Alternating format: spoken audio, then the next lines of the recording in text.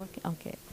Good morning. I'm honored to start the fourth session of the Fawzan Award seminars today with Professor Mustafa, one of the jurors, and architect Caroline, one of the technical reviewer, and also Dr. Jalal Abada, also one of the technical reviewer. I'm really sorry to say that the actual technical reviewer, he couldn't make it today, so we are pleased to have Carolina and Dr. Jalal to discuss the review process. I would like to introduce myself first, Dr. Raghda Hariri, Assistant Professor at King Abdulaziz University, Interior Design and Furniture Department. We will see the video, then we will start the discussion.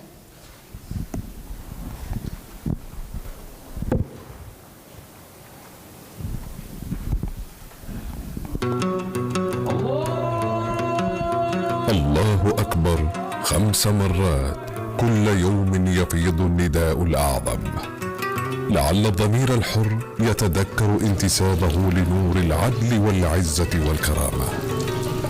مساجد تخفي في أحجارها الطمأنينة والسكينة، وتستند أعمدتها على روح الحق والحقيقة. إنها هبة المساجد لكل ساع إليها.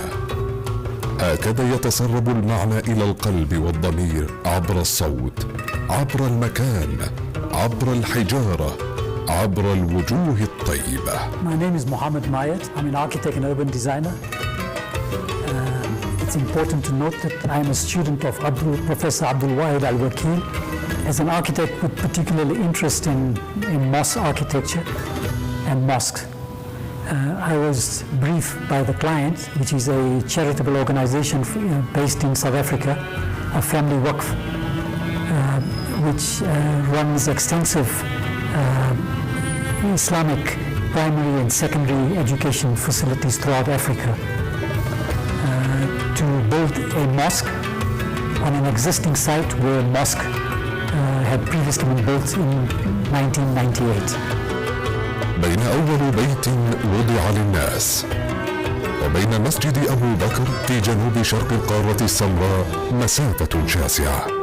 وبالرغم من أن مدينة لشنجة تقع وسط تجمعات سكنية كبيرة ويميل طقسها للاعتدال نتيجة ارتفاعها فوق مستوى سطح البحر، إلا أنها كانت مدينة عطشة لهذا المسجد وندائه الأعظم. Because there was an existing mosque on site, we had to respect the original mosque boundaries, and the client's request that we had to at all times maintain congregational prayers on site because of the large community surrounding the mosque. We were forced to build a extension which would cater for the daily congregational prayer before we could demolish the existing building. This in itself, the building was designed from on that basis where each element was brought together and understood in terms of a Islamic spatial basis. That means using the spatial sunnah of the hyperstyle hall as the basis to structure the inside of the mosque. من روح المكان وأثر سكانه استلهم تصميم مسجد أبو بكر ليحاكي طبيعة الحياة من حوله دون الحاجة للعناصر الزخرفية. بني هذا المسجد بكل بساطة وصدق بصفوف قياسية مهيكلة تحمل في قلبها مدرسة وعيادة ومساحات للعمل. تكونت ملحقاته لتكون ملاذا للمريض والفقير وطالب العلم، ليصبح المسجد قريبا من الإنسان جغرافيا وروحيا. مئذنة شاهقة تشع منها روح الأصالة في التصميم، فتمنحنا تناغما بصريا بين المسجد وما حوله. لحظات من الإبداع أنتجت لنا قطعة فنية من المعمار المبتكر، فجاء كل شيء مختزلا إلى مستويات متوازية وعمودية. قاعة معمدة في مسجد الأعمدة وبلاطات مصممة لترشد إلى القبلة. كل حجر فيه انعكاس لروح البساطة فيه. بلا تكلف بنيت جدرانه وأعمدته من الطوب المحروق، وفي سقفه جاءت الأخشاب والألواح الصوتية لتلقي بظلال السكينة على المصلين، ليتألف كل ذلك في النهاية مع المناخ ومبادئ الاستدامة. That exists within the Islamic architectural language and the spatial construct of how to work within this context and culture, Islamic culture, is actually how you draw from it and reorganize that language is actually really your forte and what gives you the special enjoyment. It's not about yourself, but it's about working with what is available in terms both of the context, a very unique context with limited resources, both in terms of material, both in terms of resources, physical material and resources, financial resources. I think whilst I said the most prominent element is actually about working from the inside, and it goes further to say that it's not so much about the form of the building, but it's about the spirit of the structure. It is rooted in sort of normal building. So the client community, that means people who are going to be using this building, can relate to it, both in terms of the palette of materials, and these are things that they would very much use in their own houses. So none of the materials are alien to them and something that they can relate to. We focused only on materials that were available around the site, and because of the logistics of Lishinga's isolation from the rest of Mozambique, both in terms of road network, we found it important that we focus basically on materials that were available locally and best use those in terms of making this special place. يسود شعور بالانتماء إلى المكان بلا وساطة، فلا يحتاج المصلي إلى تكييف أو إضاءة، ففي نهاره نور وشمس about the تضيء. story behind the design, and you mentioned in the video that your mosque has a unique context. We would like to hear more about the unique context, and also I read about your design philosophy that you follow to create forms and explore new ways to use material to provide functional and comfortable and healthy places. Can you please tell us more about this? Hello.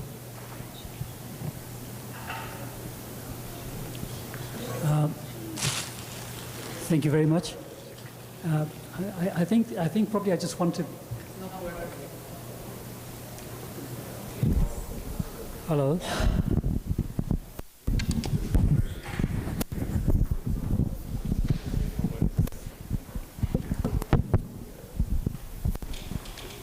Thank you very much.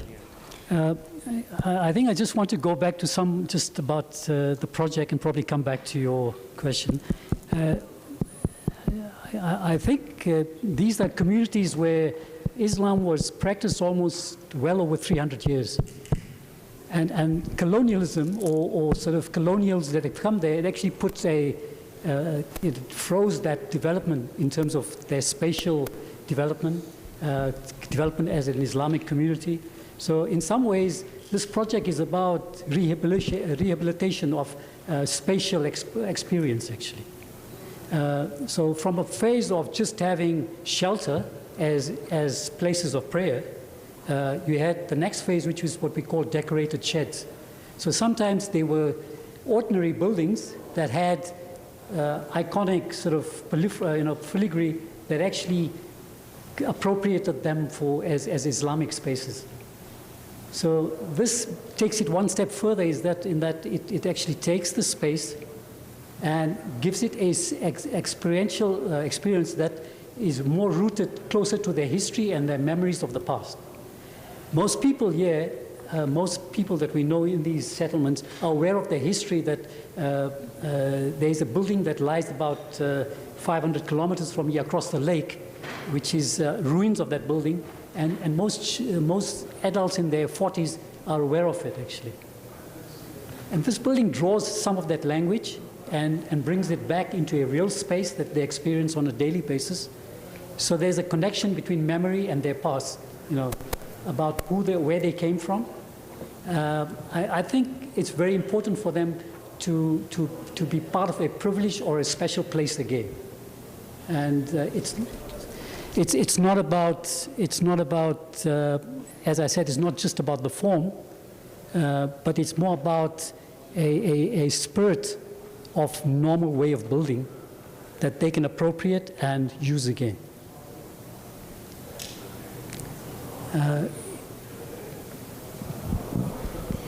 Okay, you would like to add more about the context, what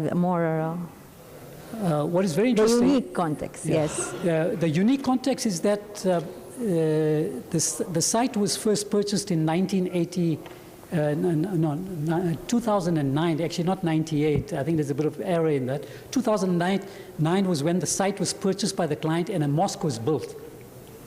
And actually at that stage, none of the settlement that you see around the site existed.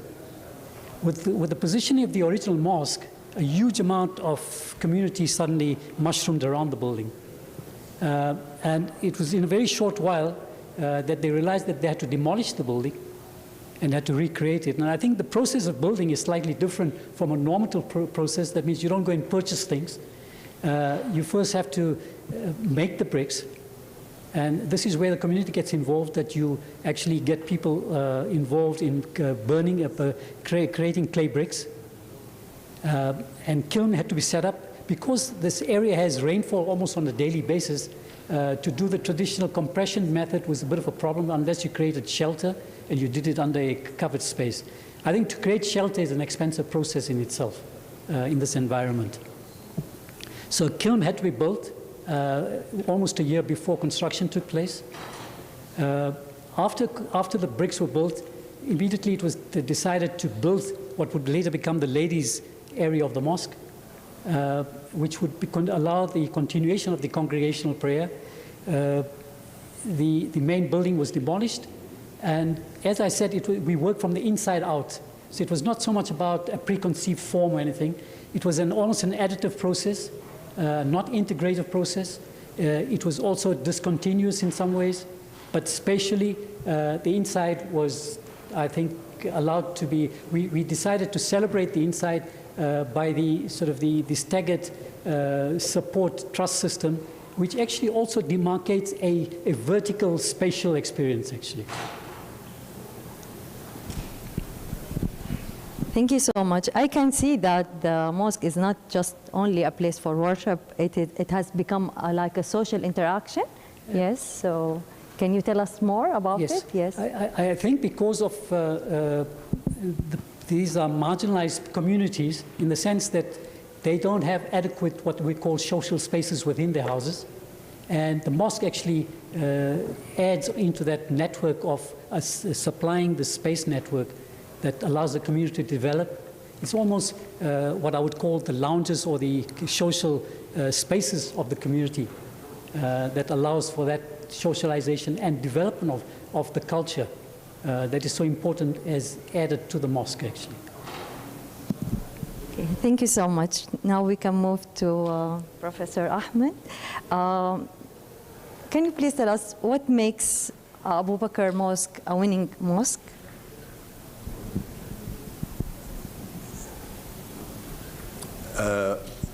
Regarding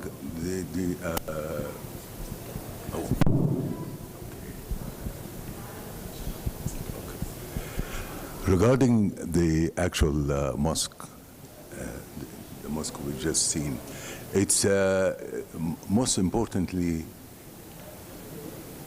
is the simplicity and complexity in the same time of the actual design. But the most fascinating thing here is that we don't have one word. Right, okay. We don't have one word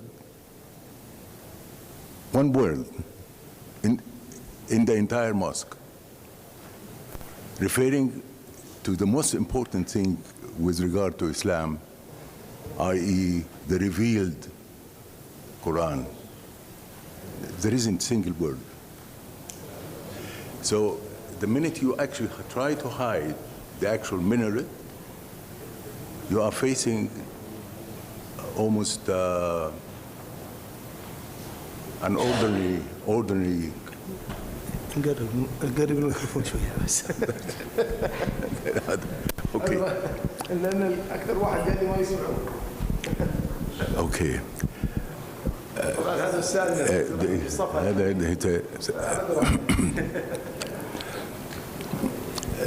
So it's quite a problem for anybody to realize that this is a mosque, i.e. addressing itself to countless number of congregators, and I would have loved just to see even very summary of an indication what is this building is about, regardless of the minaret. The minaret is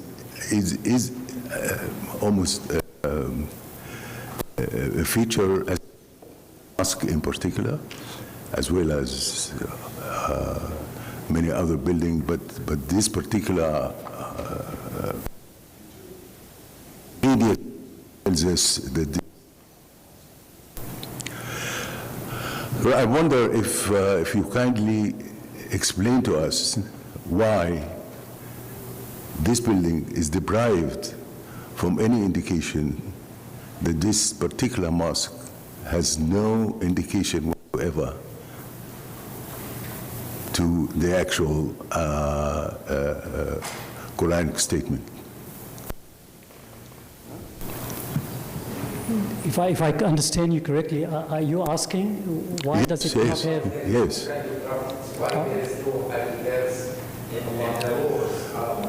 For me, the most powerful thing is that this is actually the place where you experience it physically when the Imam reads the Quran. And probably for me, that's the most powerful aspect of it. That this shell, this holder, it actually holds the voice, the sound, which I think is even more powerful than the calligraphy, which is written, which is, I know, is probably the greatest art in Islamic world. But I think the voice is probably even better.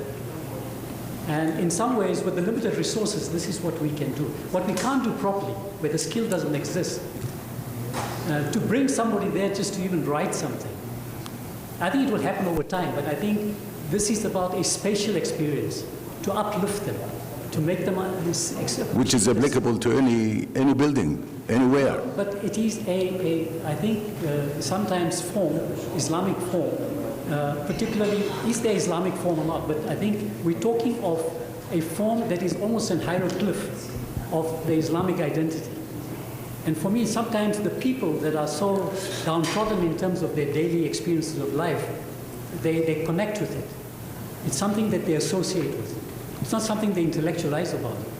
And I think for them, I think the fact that they can come to a space that they can identify as Islamic, we don't get into the semantics about whether it's Islamic or not, but it's just how they identify with it.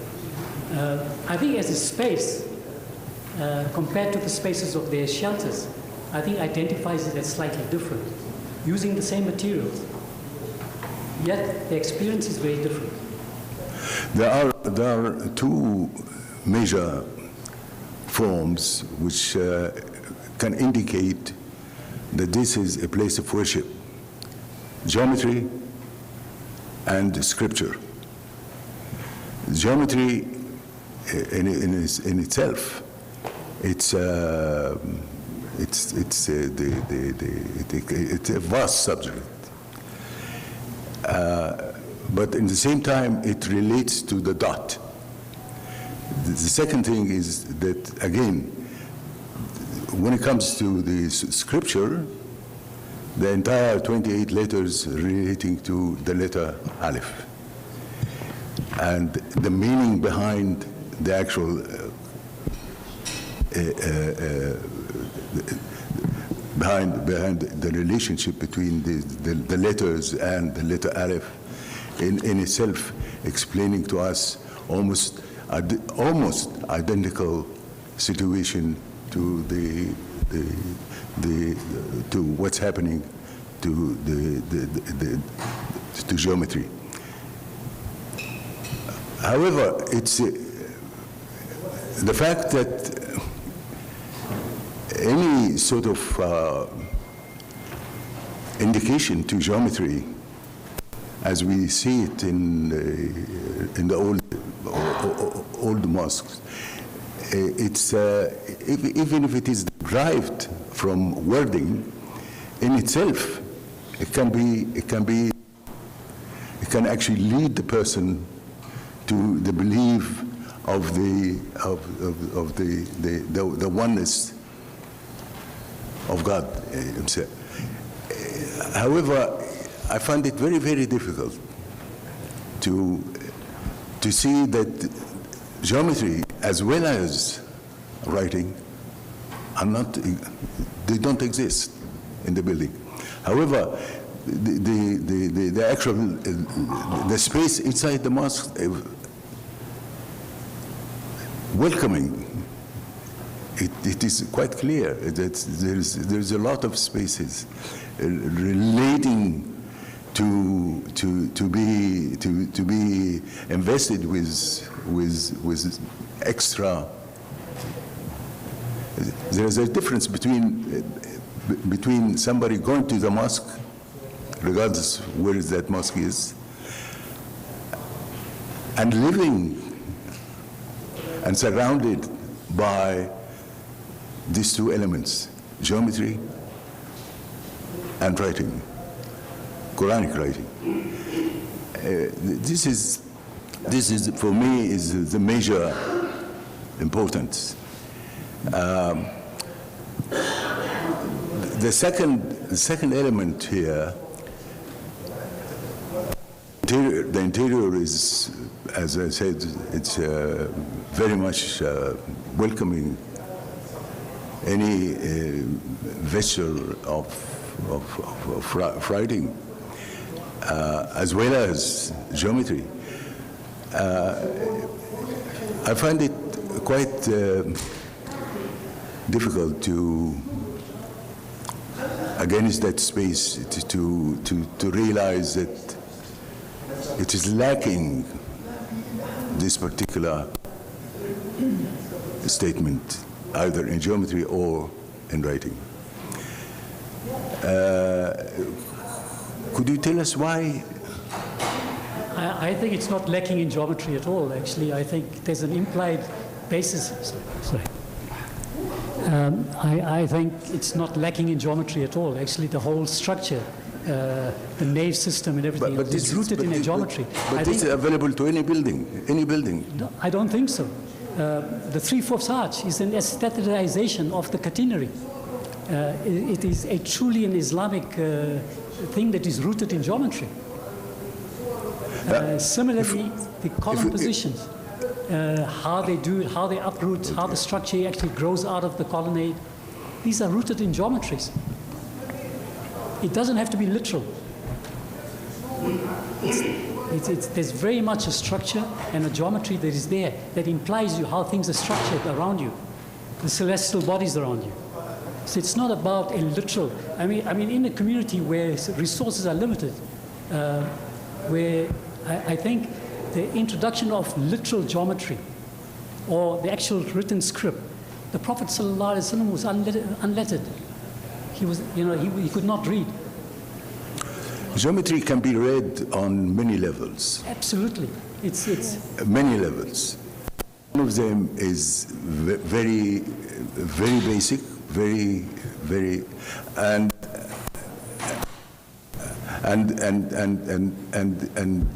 when it comes to understanding exactly what is the actual meaning embodied in the word, leading to this is, it's called for al-khawas, very elected people. This particular element is not applicable. Is not applied in this particular building. However, if I had the chance to explain exactly how the walls, the spatial, how can it be invested with this particular indication, it's a long exercise, but I'm just wondering what actually made this particular lacking of these two elements. Can I? One is universal. The second one is in particular for those who are converse with Arabic script. Yeah, go ahead. Yes, I think, I'm not sure if you would accept a situation that you get the architecture in transition. That this building is in some ways a transition for the community to go to the next step. Yes, we hopefully that it will reach that stage. And this is about a rehabilitation process that allows them to spatially experience something that elevates them, both personally and as a community, and then move on to the next step is hopefully when we arrive at the space where those Islamic disciplines and arts are introduced into the building. The circumstances and the place we're talking about, I think you have to understand it's incredibly remote. I think to give you an idea, just for me to get to site takes 1.5 days. I take a flight from Johannesburg at 6 in the evening. I sleep overnight in Maputo, take another flight in the morning at 6, arrive in a place called Nampula, take another flight till I get to Lishinga by 2 o'clock in the afternoon. Actually, there's no road network from Mozambique, which is the capital of Mozambique, Maputo, to get to Lishinga. The road network is so bad that you are forced to fly. Okay. Thank you so much. What an interesting discussion. Now we can move to hear from a technical reviewer point of view. Yeah, architect Caroline. Good morning. I'm Coraline Govers. I'm actually very interested in this discussion because you were talking earlier about this community. This is a very humble community, and they are unlettered largely, but also, what language do they speak? Portuguese.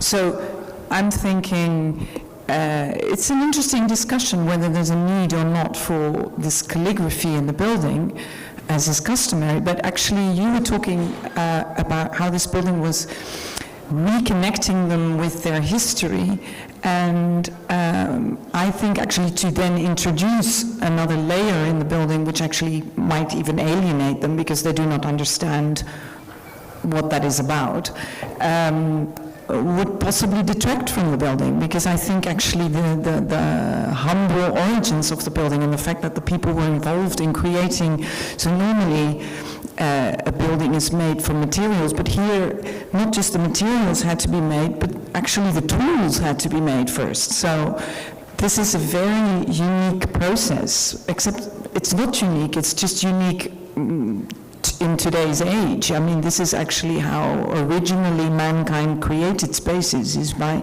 making tools and then making materials and then getting together to create a building. And that in itself is a spiritual act, just like making bread is a spiritual act as a basis of our food. You know, actually the connecting them to making their own community space, I think is a very strong feature of a mosque like this. But I personally find that to see calligraphy there, I would have found that strange, and I would have actually found it detract from the strength of the design. So well, that's my view on that. Thank you so much. Can you would like to add more, Dr. Jalal? Assalamu alaikum. Good morning, everyone. Thank you for this opportunity. Actually, I'm not talking in the name of our colleague, the technical reviewer of the project. However, I agree fully with what he has reviewed and written in the book. You have it here in the text. I find your mosque is not significantly unique. However, it is significant. In a way, this responds exactly to the question of the award for this cycle and the ongoing discourse on the future mosque architecture. It is back to the future, back to the origin. So the form is not about the form, but the form is about the function. This is an excellent model for community-oriented mosque. A place where interaction between the community needs, community aspirations, and all kind of services that are taking place. It's not just limited to a place of worship, but we have also a clinic, we have school, we have classes, we have also space for community gathering, everything in one place. And this is actually the real function of the mosque. So the form emerged from the function. I congratulate you on the excellent plan. Actually, the plan is very good. They respond efficiently to the functions that is beyond it, that serves. Also, the relationship between the inside, the masses, the outside, the outdoor spaces are really very sensitively done. However, I'm talking about the context where this mosque is placed on. I cannot look at the mosque without the context. It seems that it is emerged from the land, emerged from the village and the building surrounding. It uses almost the same language in a way or another. However, you have your own personal imposing touch. Some of your, as you mentioned at the very beginning, your admiration for Fathi and Al-Wakil. So traces of Al-Ghurna Mosque is very clear apparent there. Sometimes seems alien from the context. However, this is your personal touch, also the way that you have done the minaret. What I mean is that localizing your personal touches into a more landmark for the community is also an add value, I find it.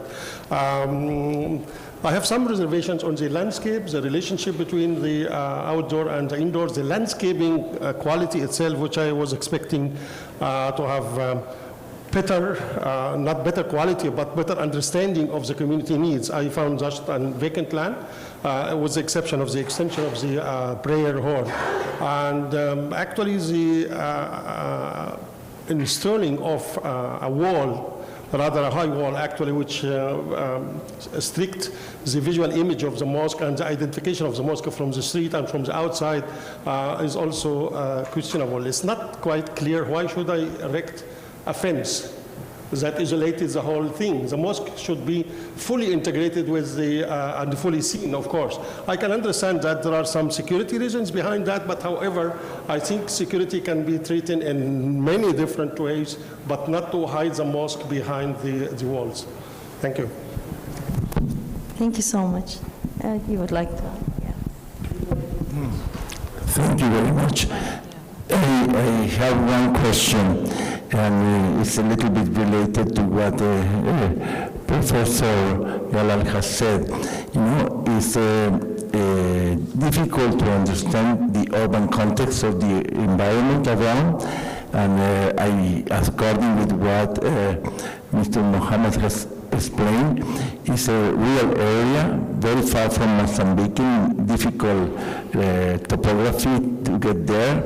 And, but there is one issue that I would like to know more in relation with the history of the place, because being Mozambique, a Portuguese-speaking country, I believe the Catholic religion has a lot of power in the environment, and I can see that the concept of the mosque has very much input from the Catholic churches. You know, the space that we saw has a very strong influence from the way of conceiving the spiritual places in Catholic churches. So I have two questions. One, what is the percentage of the population that belongs to Catholic religion and how many belongs to Islamic religion? Because I think the defense is in order to protect the mosque, you know, because I believe many people around are not Muslims, are not Islamic. So it's but I wonder exactly what is the reality. Perhaps Mohammed can tell us, if that is true. And the second question is, how was the reaction of the populations that is around the mosque in relation of the cooperation that you got from them during the process? Thank you.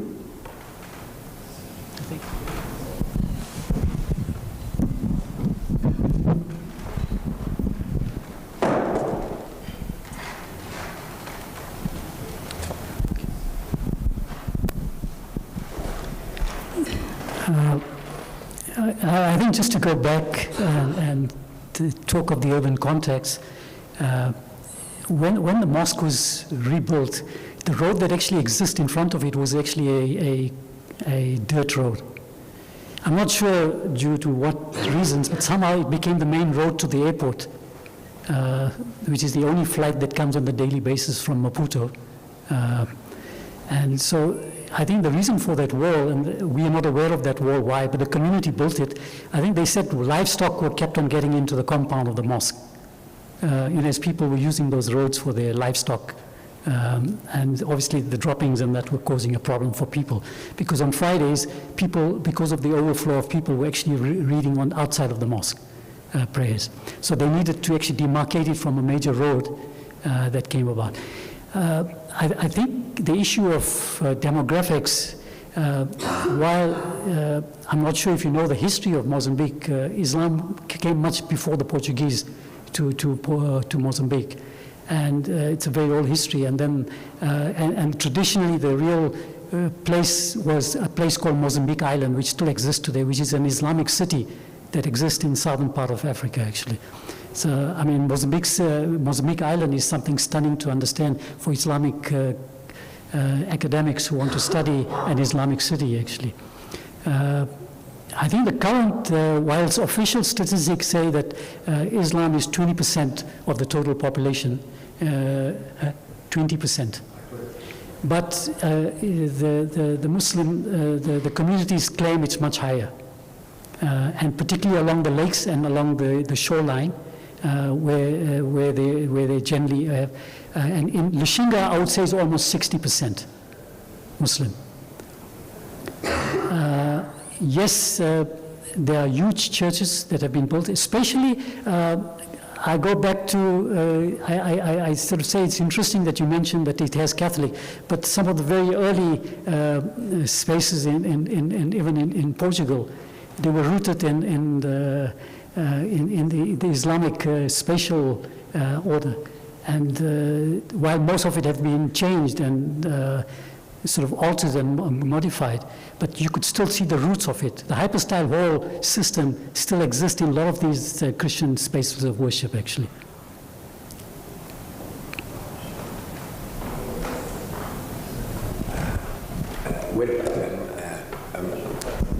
Muhammad, you explain why there is a fence, but you didn't explain why it is so high.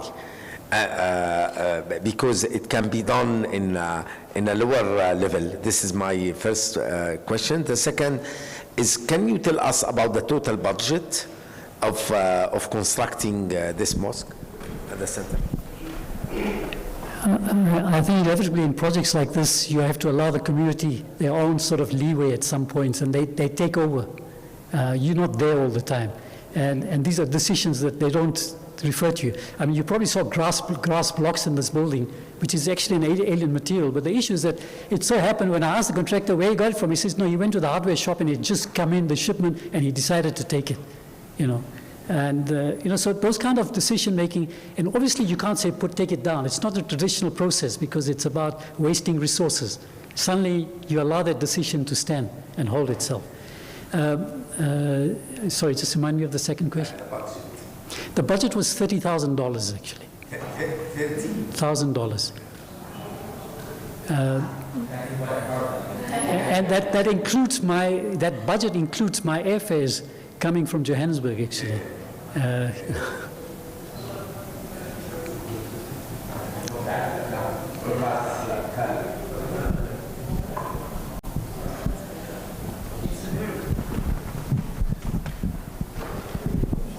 there any more questions?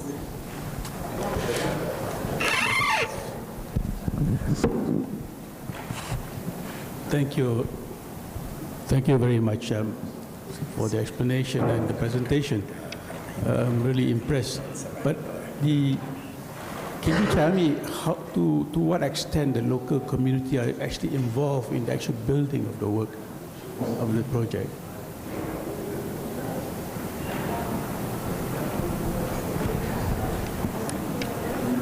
Mike.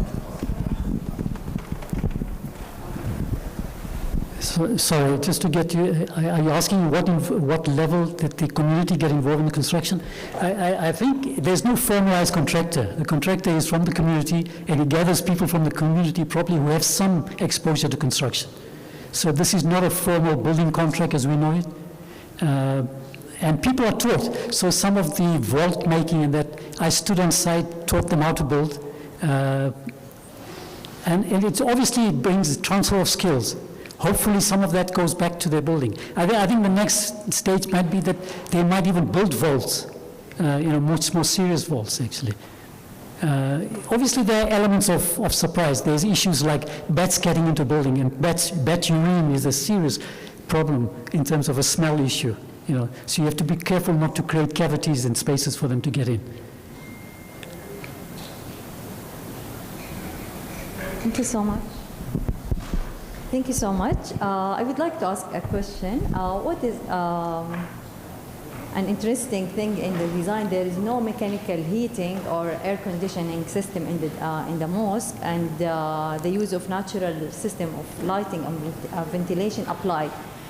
Can you please elaborate Sure. more about if this design works well? Yes. This is a bit of a unique situation that because it sits on a plateau and it almost has what we call a cool sort of climate, and generally summers are not very hot and winters can be cold. So I think the building itself can work because it has diurnal temperature changes, so any sort of formal ventilation system naturally will cool the building off. There is an issue of mosquitoes during summer, which brings the element of malaria, but generally this is not as serious as other areas of Malawi because the heat never really picks up so much to cause this problem. So I think the idea of using mass to cool the building and to keep to cool the building in summer and to keep it warm in winter is basically a very simple exercise. There's really no need for it. Actually, the building doesn't even need a mic system, but I think it's got to do with the fact that it's a mosque and the locals want to have some sort of speaker system into the building. And it's about people who don't have, when they come to the city, they see these things in the big mosque. They would like to appropriate those kind of elements back into their building. Okay, thank you so much. This leads us to another question. Can you please also explain the acoustic panel system in the mosque and how it's works? The acoustic? Acoustic panels, yeah. And there was no formal design of an acoustic system. We expected just a natural voice to actually work on the system, but we discovered when we went to site, and remember one thing is that I saw the site almost 3 years after it was built, because during the COVID lockdown, the last time I was there was 2019, and then I went back early this year to see it actually. So there was almost a hiatus of 3 years before I saw it again, and suddenly we saw this huge mic, sort of a sound system that they had put in. Sorry, there's no acoustic panels. There's a timber on the ceiling which actually works. Okay, thank you so much. Does this work? Yeah, it's work. Okay, let me try this. Yes, yeah. I want to comment on a few things that were mentioned earlier, which I think kind of apply across the board. I think something was mentioned earlier about ornamentation in regards to calligraphy and ornamentation in regards to geometry. And geometry as it relates to Islamic architecture. Now the interesting thing is yesterday as we were doing a tour of the museum, we saw different... Thank you. We saw different calligraphy styles from across the Muslim world. across different eras. And it was very interesting to me how the Arabic calligraphy in different parts of the world throughout time would look different. So the Arabic calligraphy of, let's say, Eastern China looks in a certain way, and the Arabic calligraphy of Morocco, let's say in the, I don't know, 8th century, for example, looks in a different way. So I actually appreciate that the mosque has this empty canvas, right? That it has these white walls, that as this community begins to deepen its sophistication, if I can say, towards ornamentation, because ornamentation requires that level of sophistication, and I think to that point I would agree, that perhaps this canvas then begins to take those forms. In regards to geometry, is geometry an Islamic thing? The short answer, I think, is no. Because, when I studied Western architecture, unfortunately the only history of architecture that I had the privilege of studying formally, we know that Greek temples and Roman temples were all very geometric, and they followed certain geometric principles. So geometry is not Islamic per se, but perhaps if we are to design based on clear principles, we would then embrace geometry as a principle applied in good architecture, and perhaps in the most important spaces of a good architecture to be applied, like a mosque. I think the question of ornamentation is always something, we talked about this yesterday, I think, briefly, where we kind of touched on how ornamentation is a skill set that communities develop over time.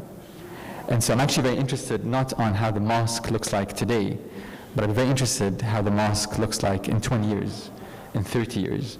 How does it get appropriated? How does it develop? How does it get ornamented further? Because I think it has those opportunities.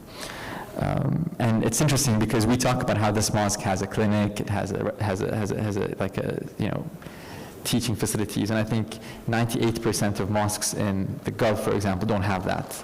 And the 2% is out of caution, because maybe there are some that I don't know about. Otherwise, I would have said 100%. That's it.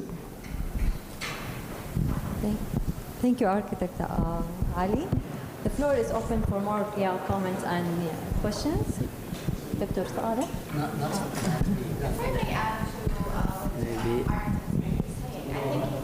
Microphone.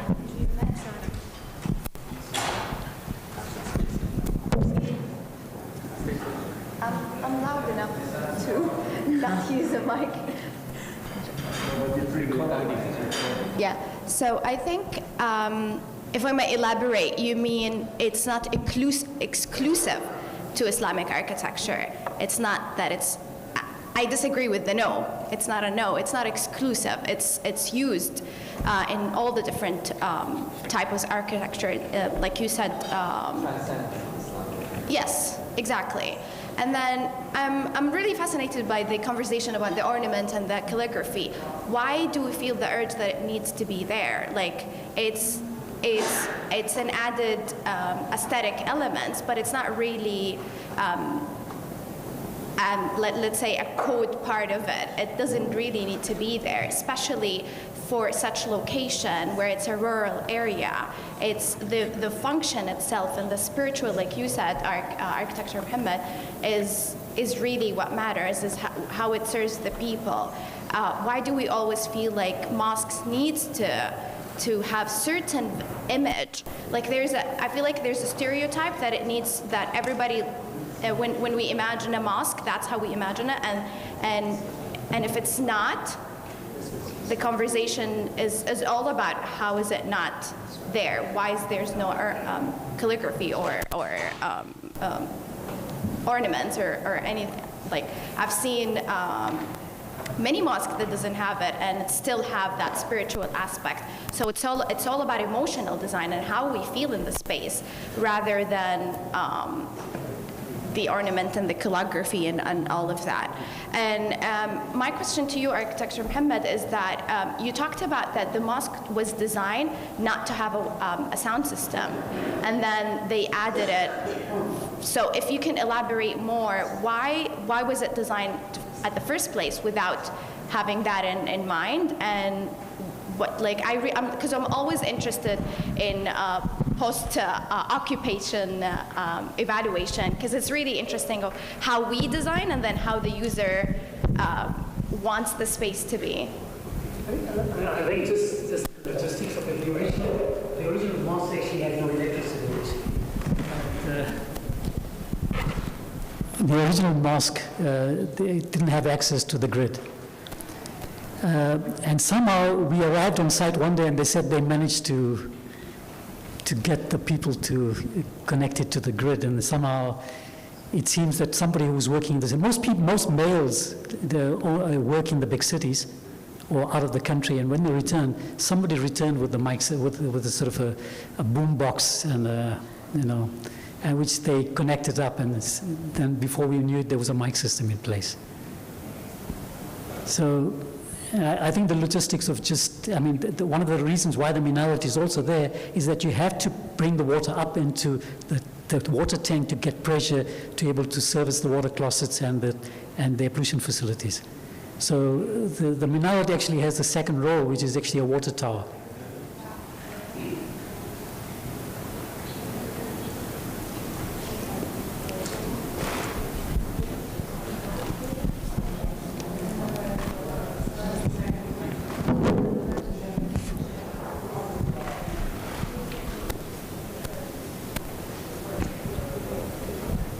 Thank you for such an interesting mosque. But, as an architect, I'm quite interested to know the challenges of the process on a very limited budget. And I'm questioning whether there was some sacrifice during the design that you had to change or remove while you're conducting the process, because we're talking about the finished product. But I'm quite interested along the process, how much were things applied and what were the things that you had to remove or reconsider within the process? I think some ways that because of our exposure to this kind of genre of working, this which I call barefoot architecture, I've done I would say about 85 projects of this type. And various places and positions, obviously each with its unique challenges. These challenges are, as architects, it's not new to us. I think even in sort of very sophisticated environments, they play out in different ways. Particularly here, I think the issue is the choice of color of the building. He goes to probably the merchant who sells paint and what is available for the day or the week or the month, and suddenly that appears on your building. So it's not your spec that is on the site that actually dictates that. It's also his personal, in some ways, I would also call it WhatsApp supervision, project management. There's a whole list in Portuguese and Google Translate that moves from Portuguese, and obviously there's a lot of things that are lost in translation. And sometimes you get triangles that are supposed to indicate levels that you literally see them as embossed into buildings, actually. But these kind of realities happen. But that's part of the fun and the process of this building. I think I never really see them as difficulties or challenges, but I think it's a way of working that we all used to.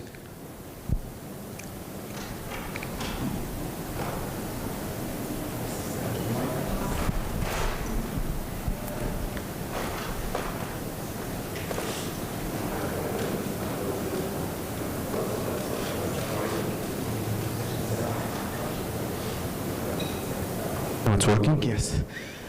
First, I want to thank you about this amazing project. I just want to say that this project reminds me with the Mosque of Hassan Fathi in Gurna. I used to work right there for 2 years in the restoration project.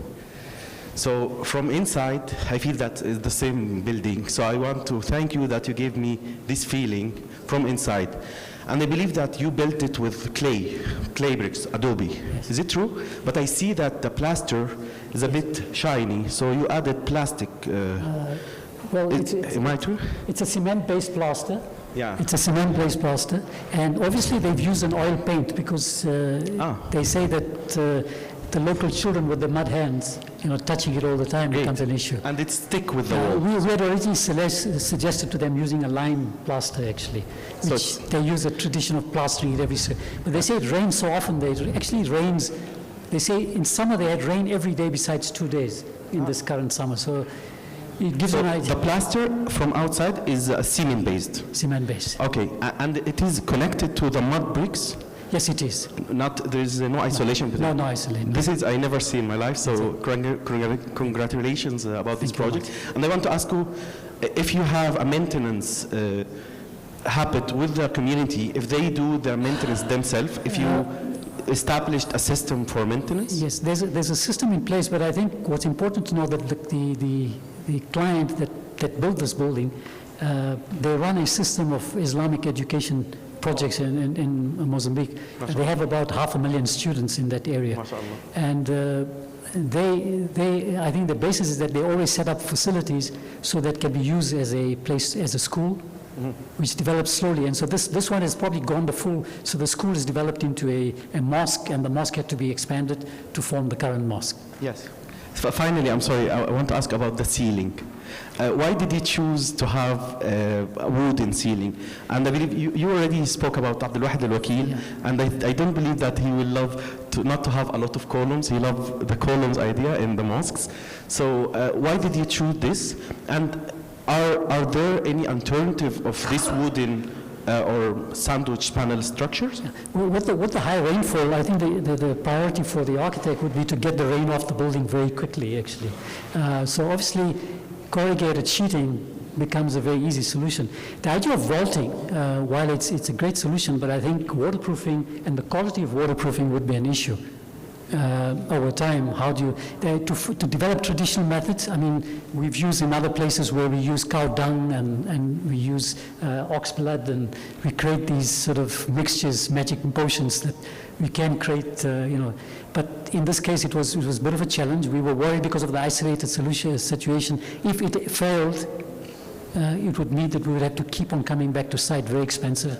So yeah, it's more economically basis. You decided to have it with the third. But I think also whatever vaulting that we did, we had to train them, and that's the reason why it's done as a portico on the eastern side of the building. Mm-hmm. Yeah. So congratulations about the project. Thank you. It's very good work.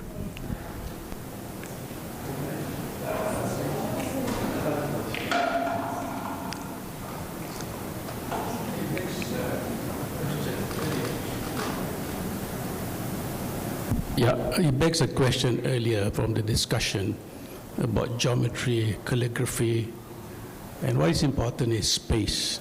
An architect, when he designs, he looks at space. So in the design of a spiritual place, space is very important. It gives you a feeling of humbleness when you create a huge space and you're a little minute person in that space. So much so that the space for spiritual and contemplation or consecration is no difference between a Christian cathedral or a huge mosque. And you were mentioning earlier how Hagia Sophia has been changed. When it was a church, changed to a mosque, to a museum. It's all about space.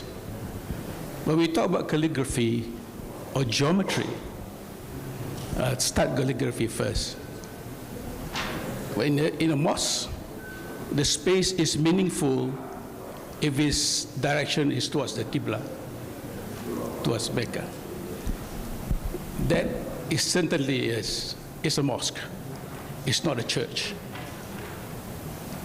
The importance of calligraphy in the mosque is to remind people, right, the verses of the Quran and what God, Allah subhanahu wa ta'ala has said in it. And we are supposed to be reminded by it. It is not an ornamentation or decoration. It is a reminder. When we talk about geometry, I always wonder why people talk about Islamic geometry, and we see these patterns being used all over the world. Alhambra, for example, is a base for us to understand Islamic architecture. When we talk about non-Islamic geometry, if you look at the patterns that's been used in, let's say, for example, Notre Dame, it's complete, right? But in Islamic geometry, from what I understand, it's always based on lines, and it ended up sometimes into a star, which is infinite. There's no end to it. And it sort of conjures the infinity of life, or the world, whatever, until Qiyamah. That is how I interpret Islamic architecture in terms of mosque, as opposed to non-Islamic space. That is very important. The idea of having the dome is a completeness and infinite space. Right? There's no end to it. That's how I interpret. Maybe this could be a subject for debate or discussion with also many clever people here. Thank you. I just have a question that goes back, Mohammed, to you mentioned how you were trying to reconnect this community to their roots. But so I'm interested because, of course, they were Islamicized at some stage, but then there must have been an older culture. Is there any influence noticeable in the local community that actually also had an influence on this process, or maybe their feeling about how this should be developed, that had any influence from? Because you see this sometimes in where actually the religion is embraced, but yet there are certain other that somehow transform the way the religion is practiced. So I'd be interested to hear from you about that. Yes.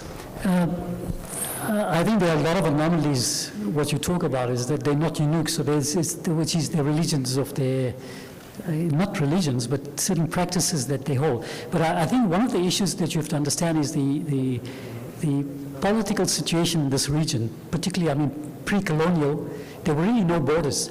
People moved fluidly across. And Islam went from the coast across inland, crossed the lake into Malawi. Some of the early settlements, they relate to a person called Abdullah ibn Jumbe, who was an Arab trader who settled on the coast, and the sort of ruins of his building exist on the other side. Most people are aware of it. From the language, the only way you can connect where they come from is some of the local languages that they speak to. They speak Yao, Chichewa, Swahili, so that means from the East Coast, Yao, which is spoken along the lake, and Chichewa on the other side of the lake. So that's how you would connect where they are, but they all relate back to the Yao, which means they said that's where Islam came to them from. What is interesting is that most of their scholars speak Arabic fluently. The amazing thing is that, so the two languages that I would relate to is the Arabic or the Portuguese. And this is something which post-colonial Samora Machel introduced, that everybody speaks Portuguese. So it was a common thread in the country. In terms of the history, there's a lot of debate. And I think what the honored gentleman alluded to is that, yes, the Catholic Church had a phenomenal influence in this, the way this was actually understood. What the Catholic Church also did was Mozambique Island was actually cut off, and they formed a new capital called in Mozambique, in Maputo. So they virtually sidelined the original Islamic hierarchy that was set up in So I think Mozambique Island, while there's a huge distance, and most average Mozambican has never visited it. I was privileged to visit there. It's probably a stunning place, and it's been, well, it's a UNESCO site too. It's absolutely amazing. It's an Islamic city in its original form, but with no people. I mean, very few people, put it that way. They say probably from the eastern side, so it's probably from Comoro Islands or something. So it's probably the Omani people brought it there. Actually, Mozambique is Mozambique. That's where the name. So it is also from a person. And one of the places is called Sofala, which is, so when they were saying, what are the people doing? Sofala means people were prostrating, meaning people were reading Salah as they landed from their boats. So these kind of, look, these are stories, and I'm not sure they're not verified. I'm not, there is, and I think whether we like it or not, there is a bias in terms of how this history has been presented at the moment. There is a huge amount of what we would call Muslim communities that were converted to Christianity over time, purely because they found it financially, economically so difficult to exist during those times. That means if they didn't have the correct name, they couldn't get access to a job. So these things over time eroded some of that cultural aspects, actually.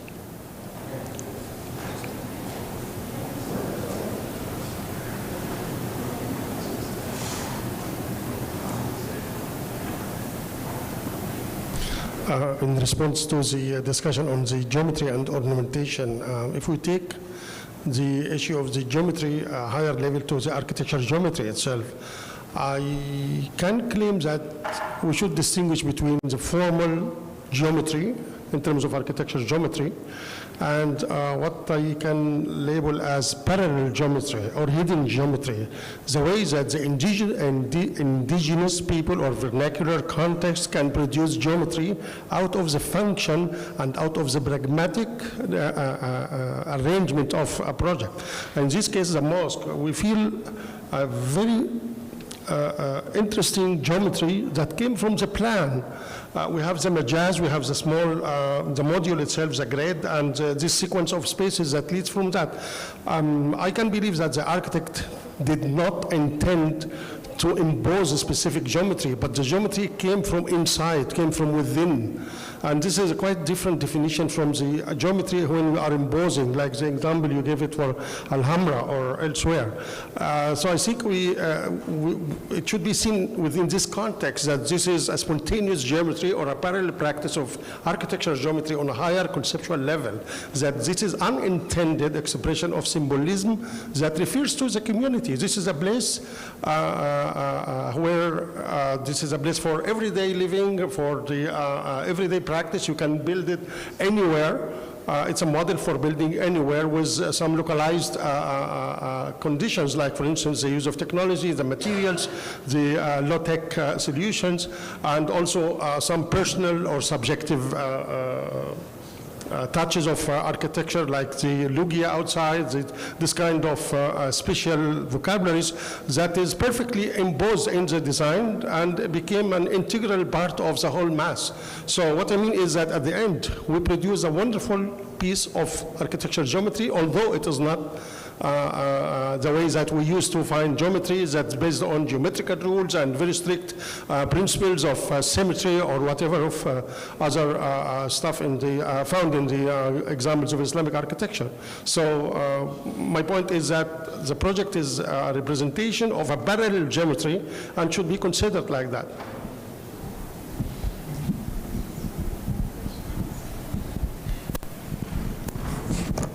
There are no more questions? Okay, I would like to conclude the session by thanking the architect Muhammad for the interesting design, and congratulations again, and thanking all the technical reviewer with us, and also and Professor Ahmed, and all the insight that we discussed today. Thank you so much, and now we will, I don't know if we will have a break. We'll have a break.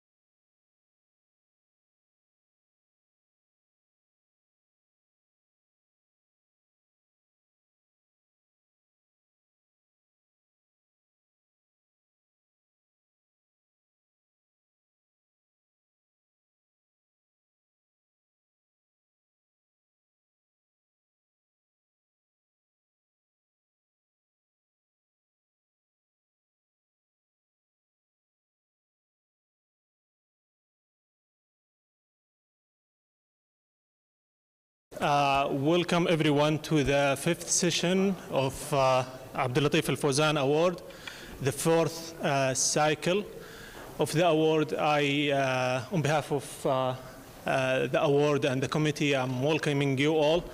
My name is Asim Al-Abdulatif. I'm the chair of Architecture Department in King Saud University. We have today in this session Dr. Sari Hanafi, Dr. Mohammed Al-Naim, architect Ali Lari from Bahrain, architect Caroline Govers. It's a mistake. Yeah, but you know the design of the one. Mixed. Yeah, Dr. Mohammed Al-Naim, architect Ali Lari, Dr. Aida Idris Bikovic from Bosnia. We'll start with the video, then we'll go from that to our discussion, inshallah.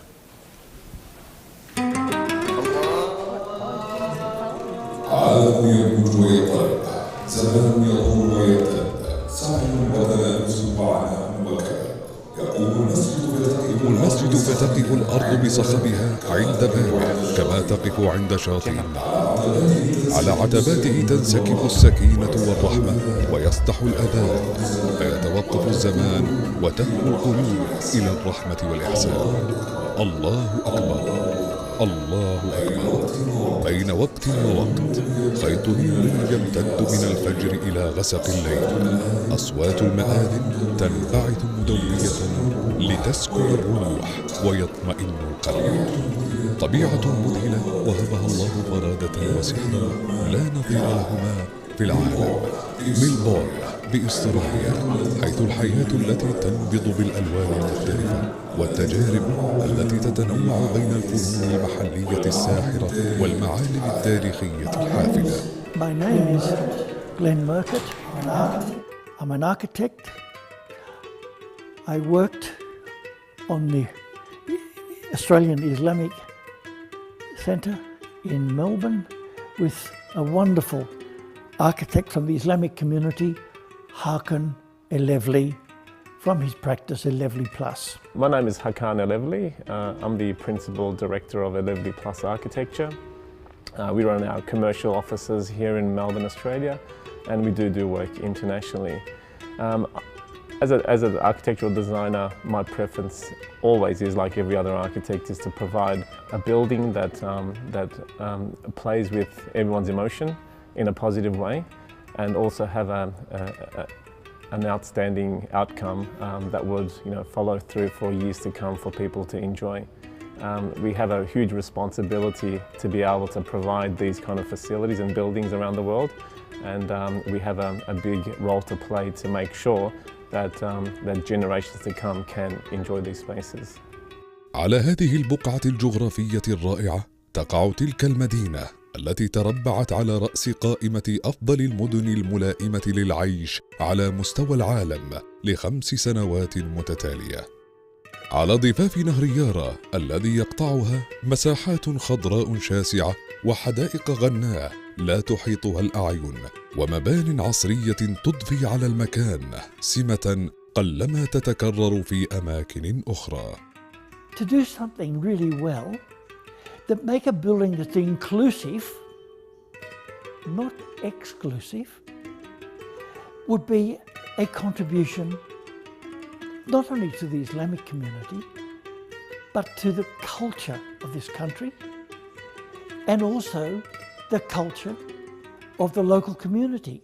The motive to build this mosque was purely through the community's vision to design a mosque that represented Islamic future for non-believers as well as to believers in South, more so for the youth. So they had this vision to design or to build a mosque that was going to be not only represented Islam, but also to be able to represent Australia in itself. بين عتبات الجمال والجلال يقع مسجد المركز الإسلامي الأسترالي، تصميم مدهش بلا قباب ومآذن وبلا أقواس ودوائر، حجر الزاوية في هذا المعلم الفريد وسره المكنون يعيد صياغة الجامع بوظائفه العقيدية والمجتمعية المتعددة في قالب معماري حداثي يدمجه في قلب الحياة المعاصرة منسجما مع محيطه وبيئته، فاتحا أبوابه للجميع وكاشفا عن سماحة الإسلام وعالميته. عند المدخل تصادفنا ملحقات المسجد من مكتب ومكتبة ومدرسة ابتدائية ومطعم وملعب لكرة القدم وصالة للألعاب الرياضية، مما يضفي عليه بعدا اجتماعيا وحياتيا يتماشى مع رسالة الدين الحنيف. Architecture should be the background to our activities. It's the cladding to our activities. And so, right down to the details. The hidden secrets for us was to integrate with the wider community, to let the outsiders know that Islam is no threat. Islam is a beautiful religion, and beauty in religion, beauty in the way we live is always comes through in architecture. وضعت لبنة أساسه في عام 2010 وتبلغ مساحة مبناه الرئيسي 1207 مترا مربع ويتسع حتى 800 مصل. في عام 2016 أقيمت أول صلاة فيه. بدلا من المئذنة يرفع الهلال عاليا كورقة زيتون، وبدلا من القبة الدائرية التقليدية تشكل سقفه من 96 فانوسا من الفوانيس المعدنية المطلية بالذهب، تتلألأ باللون الذهبي أثناء النهار وتتوهج باللون الأبيض في الليل كما لو كانت أقمارا. تناسق مذهل في تفاصيله، دقة في البنيان وثراء في المعاني دون زخرفة سوى تلك التي تضيفها الأزهار المتفتحة وصفوف أشجار الأوكاليبتوس. أما الضوء فينساب ملونا إلى الداخل في 4 اتجاهات وطرق مختلفة. لوحة طبيعية تضفي جمالا آسرا وانسجاما بين ما خلقه الله في الطبيعة وما أبدعه الإنسان. لوحة كان خلفها منذ البداية دقة في التخطيط ومهارة في التنفيذ. العمارة أثر ينقش بداخله القصص والحكايات، بصمة للإنسان في هذا العالم. والمساجد مثلما تصبو إلى السماء تكون على الأرض شاهدة على رؤى الإنسان وثقافته وعصره. يردد كل حجر فيها ابتهالا ويحمل بنيانها أشواقا للسماء. لكل مسجد سنوات من الكفاح والدأب والمثابرة تكتمل باكتمال غاياته وتحتشد معا لتسرد لنا قصة النجاح. Harkin and I have at least presented a solution and a building that they worked very hard for, the community worked very, very hard for to achieve it. They're an amazing community to have achieved it. And it's there. The success of this project is so immense that I'm just so proud to be a part of this. To be honest with you, whether it's mentioned in 100 magazines, which it has been internationally, whether it's won awards, to me on a personal level, it's been, it actually gives me goosebumps thinking about the success of this place.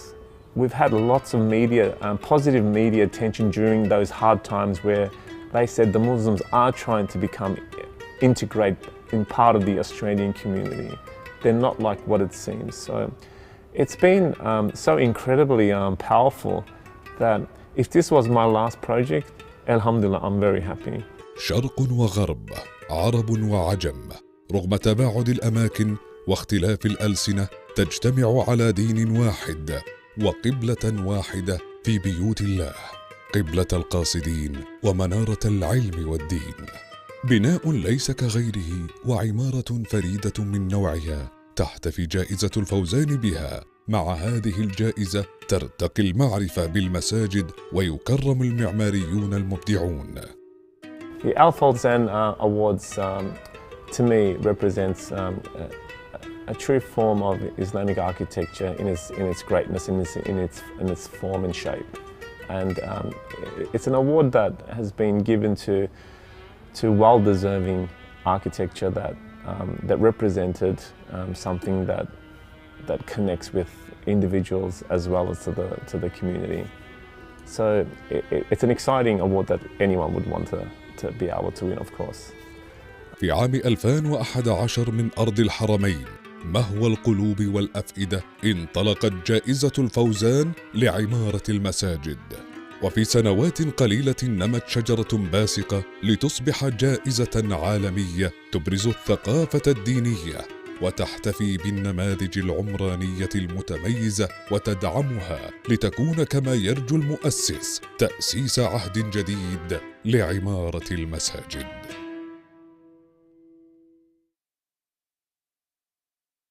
A great film, short film, filmed specifically for this project, for this award.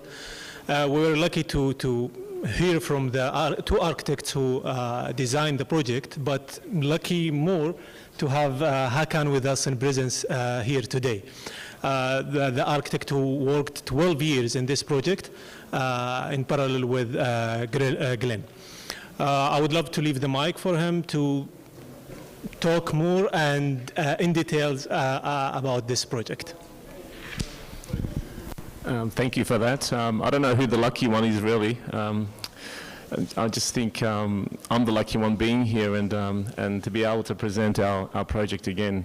Even though it's won the award, it's just an incredible experience to again celebrate it with you all as well as in this country.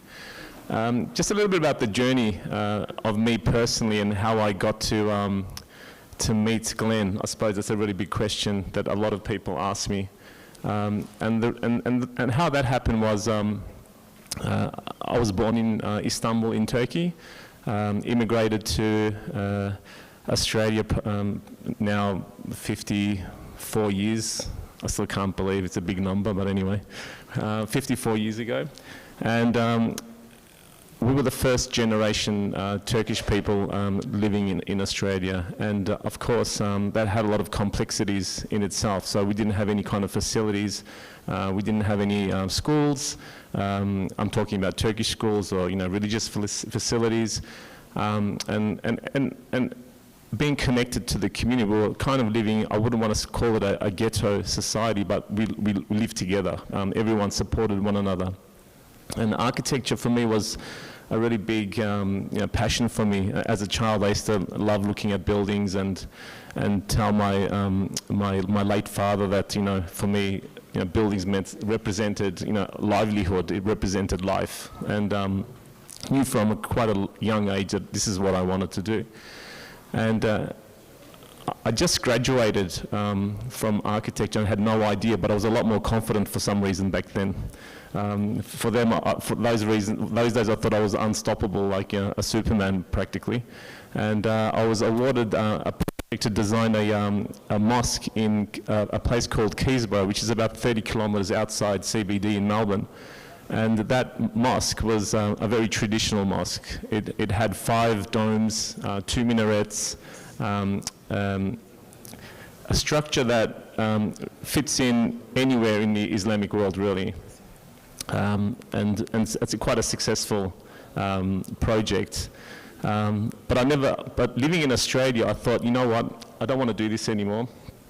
Not that I've got anything against, don't misunderstand this, and not that I've got anything against Islamic architecture or shapes and forms. It was more so, I thought that looking at my building, it looks, and some Australians actually commented it looks like Disneyland, with all the domes, and because they've never seen anything like that, and it's totally understandable living in that environment, and specialising in contemporary architecture. I thought, you know what, I've done this, and it's been great for my community, and it still is today. Like a lot of schools go and visit that, like non-Muslims visit that school, that mosque to understand what Ottoman architecture looks like, because I've kind of I copied that kind of design. I let that go, and my career shot through and started working around the world and doing a whole lot of other stuff. What happened then was, as I was driving down somewhere, I got a phone call, and I thought, answered the phone while I was driving. A community member from the Lebanese community said, hi, my name is so-and-so, we want to design a mosque. And I said, well, I've designed a mosque already, but maybe you should give that to another architect that could possibly have experience to design themselves as well, rather than me. And they said, no, Glenn Murcutt wants to design with you. Is that a possibility? And I actually thought it was a joke. Like, who rings you and says Glenn Murcutt wants? Because I grew up with, his education, his understanding of architecture just used to, he was like someone that I really looked up to. And I thought it was a joke, really. And then what happened from thereafter was, I said, of course I would love to meet him, but you really should ask him if he wants to work with me. So what they did was they actually spoke to him first, and they said, look, Glenn, we want you to design the first Australian mosque that represents Australians rather than, because, and the reason why I'm saying that is, of course, there's a lot of, in Australia, a lot of reverts who are now becoming Muslims, but they can't really associate their Islamic, architectural spaces with more Arab or, Ottoman styles. So they really wanted to have something new that they can, attract the non-Muslims, the reverts, the youth, which is really important as well. So, so they had this vision, met Glenn, and then off we went. So that's just a little story about, well, it's probably a big story, but how we got there. If you would like me to talk more about the architecture, or if you want to ask the questions, I don't know the procedure. Yeah, we'll have the chance later. Thank you, Hakan. We heard from the designer, and now we would love to hear from the committee or the jurors who selected this mosque, from the long list to the short list to the one of the top 5 buildings who won the award. I will leave the mic to Dr. Sari. Yeah. Thank you so much, Dr. Asim. In fact,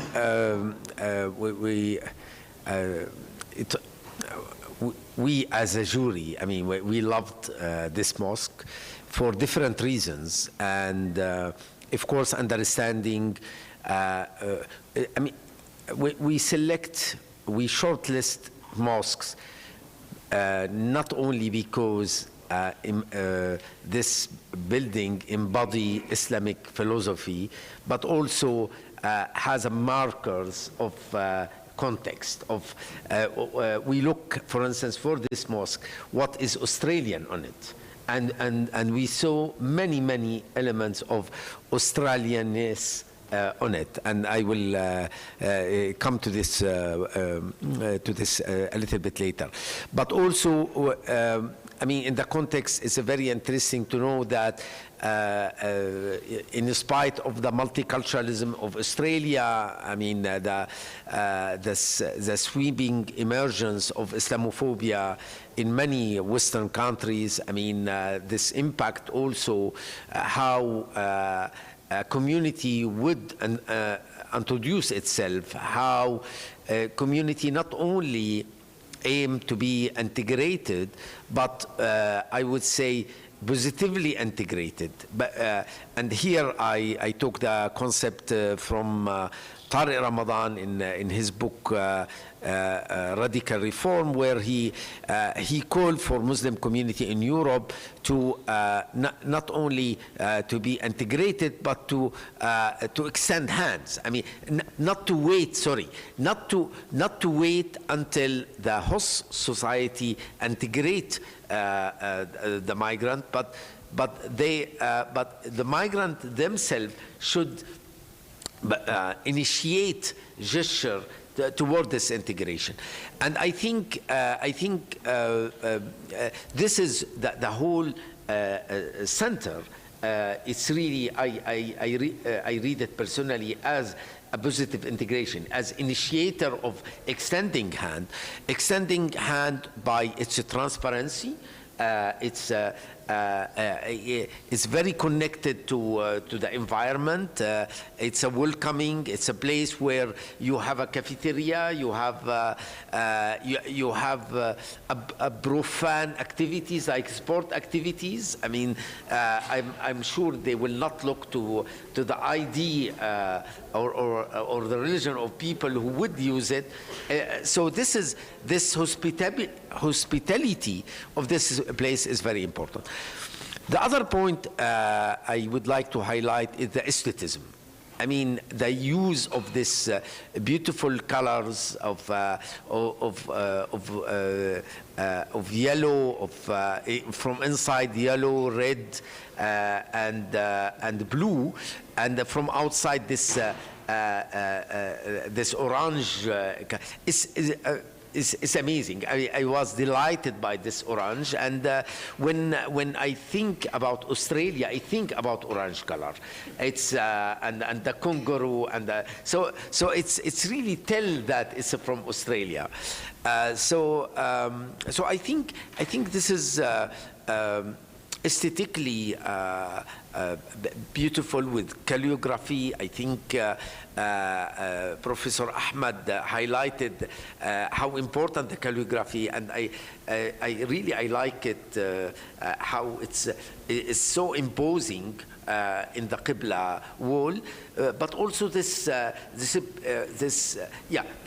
third point, which is also in connection with aestheticism, is the sustainability. Is how wind, light, all used in a sustainable way. I mean, how naturally lightened mosque. I mean, again, I think the video and Hakan didn't mention about the wind ventilation. I mean, it's a very natural wind. There is an electronic system which regulate the entry of natural wind, whether in summer or in winter.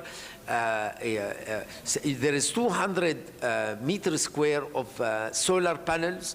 I mean, again, I would say in our discussion in the in this 1 day and a half, I would say something in my sense missing is the terrible impact of the climate change, and really we cannot in any way continue business as usual concerning the consumption of energy and the need for alternative energy. So use of wind, use of sunlight, solar panels, even collecting water. There is a small details really what fascinate us as a jurors. Is that water is collected from the roof, and there is 2 reservoirs to underground to take it, and remember Melbourne, it's a coastal city, so usually receive a heavy rain. So this is very important, and the solution not to leak actually is to facilitate this collection of water. So I would say between transparency, this aestheticism, and sustainability, really 3 major things we appreciated. Maybe to end up by highlighting how beautiful to have this, for me, very important marker for semiotic marker. It's the minarets, and it's in the same time is a non-classical one. It's a wall. It's going up. It's ascending to sky.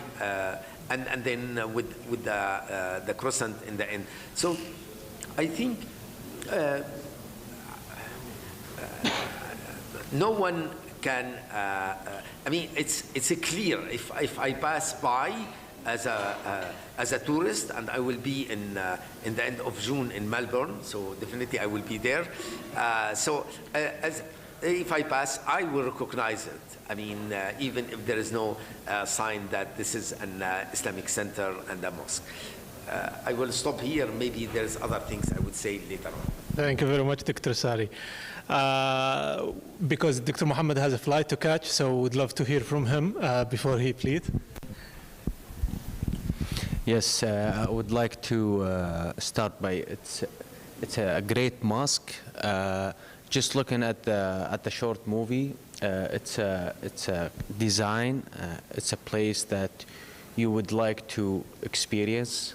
You would like to go and pray there, and experience the place, experience the light, experience the daylight that come through the Qibla wall. From the exterior, it's very unique, and I would like to ask the architect Hakan if it's intentional, especially the yellow color, the panels at the roof, because they are the most eye-catching, the most obvious elements that you see from a distance, especially if you look at the whole complex is only a glazing, curtain walls, and exposed concrete material. And then comes the yellow at the roof, which in contrast with all the materials and all the colors with the mosque.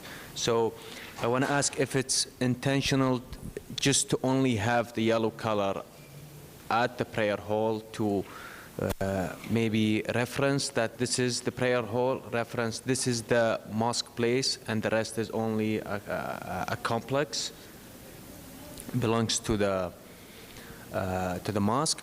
And also continuing with what Dr. Sari mentioned about the wall and the minaret and its ascending. Is it an original concept, or there was like a restriction, legal restriction to have an actual minaret in Melbourne or in the place, which led you to like conceptually invent or recreate the minaret in a contemporary and modern way? Because it's very interesting, very unique.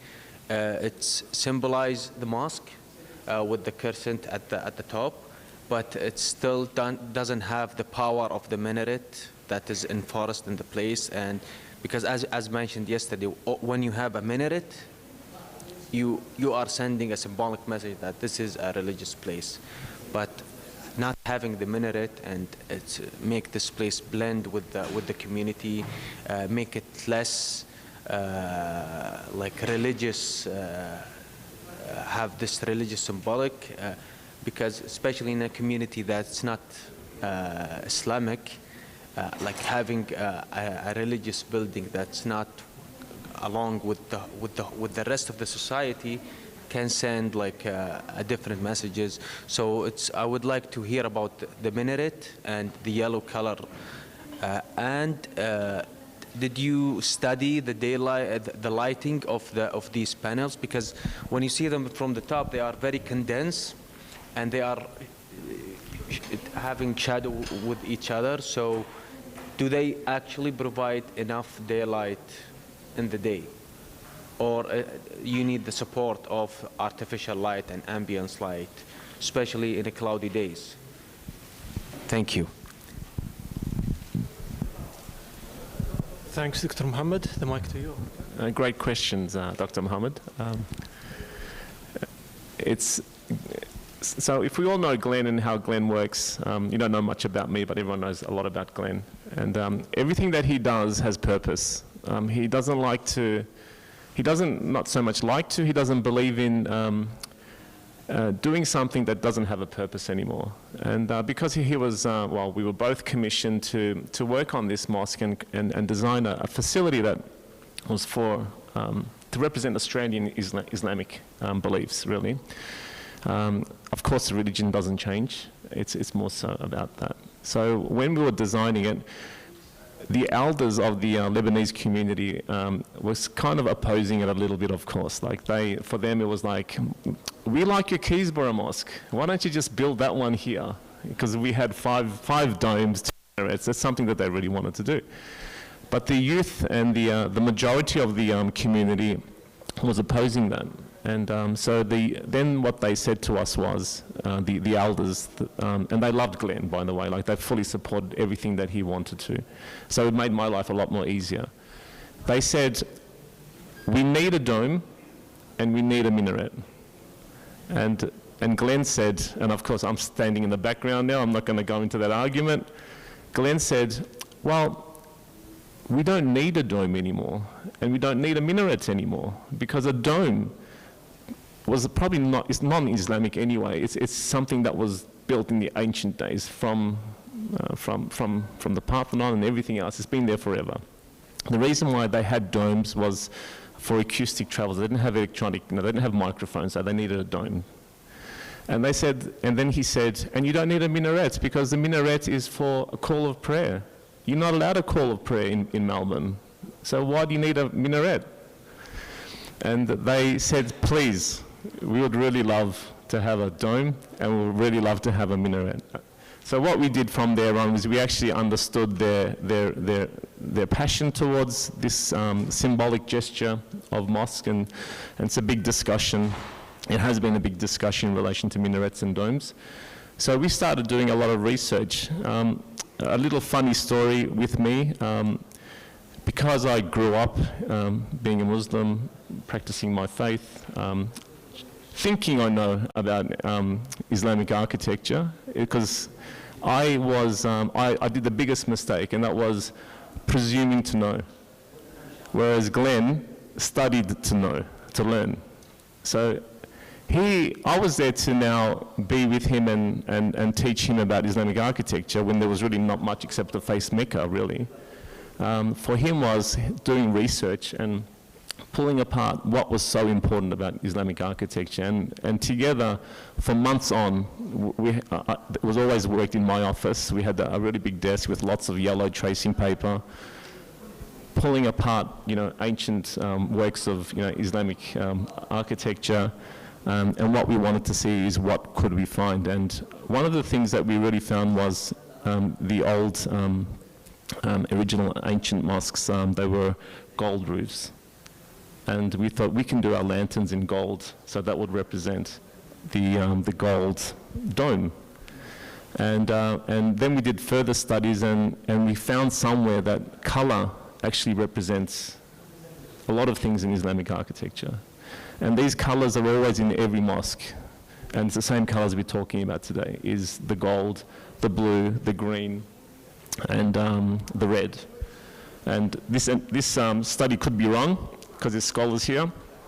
So you can correct me on this one, but what we discovered was gold represented paradise.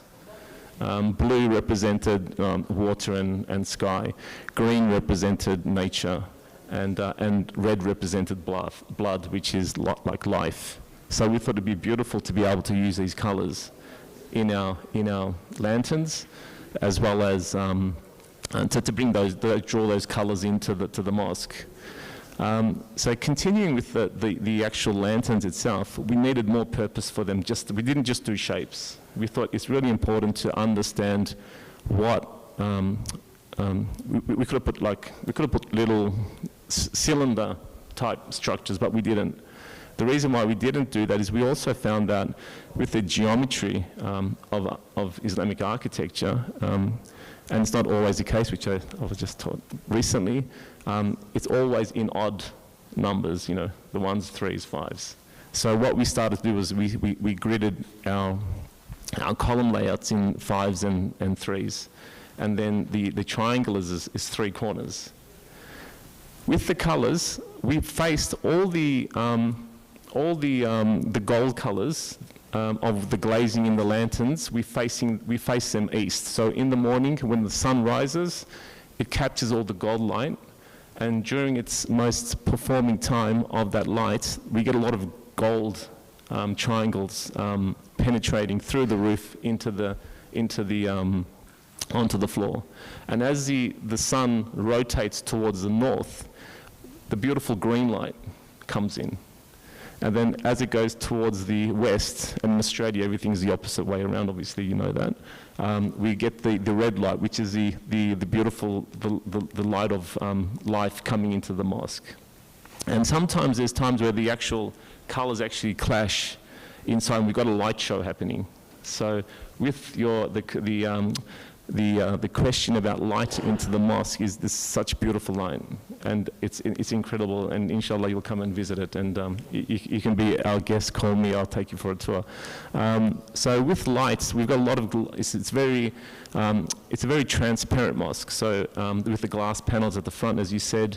The reason why we did the glass panels at the front is to make it very inclusive as well as transparent. The reason why we've done that was we didn't want anyone to feel threatened about the non-believers I'm talking about, to see what's happening within the space of the mosque.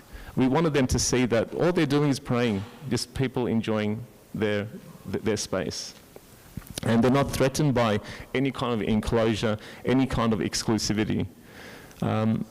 So it really works really beautiful. We actually have non-Muslims come now, because we've really promoted that, for them to actually come, and we have amazing ladies coming in and walking inside with their hijab when it's not prayer time, of course, and they sit somewhere and they just meditate. They said, are they allowed to do that? And we said, of course, everyone is welcome to the mosque.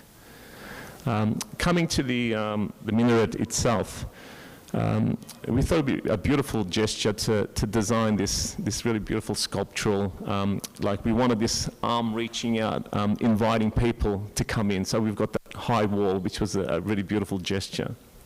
And then I said to Glenn, it'll be amazing if we can actually have a beautiful gold crescent sitting on top, so it could actually look like the actual a place of worship. And what I'm doing currently is, and it's working really well in Australia, is rather than focusing on the minaret itself, we're actually focusing on the crescent. So the crescent now is becoming the symbol more so than the. Look, I know it doesn't work everywhere. I mean, this is only exclusive to Australia, but it works really well. So yeah, everything was deliberate. Everything had a purpose.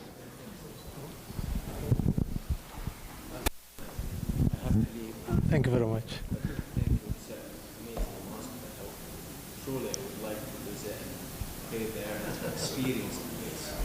Thank you very much, Dr. Mohammed, and have a nice flight. Thank you. So, was the minaret allowed by the regulations, or it was just a symbol for? The minaret was allowed. We didn't have a problem with height. If anything, we could have made it taller, but we just thought it was going to overpower the rest of the mosques, and we didn't want that. We wanted the gold, the rest of the structure to actually speak to the whole community rather than just having a one big post. We just thought it didn't make any sense for our project in particular to make it any higher, but we didn't have any kind of objections to with anything with the council. I see. I believe architect Aida and Ali, both of them technical reviewers, and they will have like much and deep questions regarding this project. Thank you. The actual technical reviewer, I remember we had long discussions with him, and he was very, very specific, precise, and he made huge report about the mosque. So from discussions with him, we know some things. But with today's session, I would foremost like to congratulate the jury members on this selection, which was very, very brave and very visionary.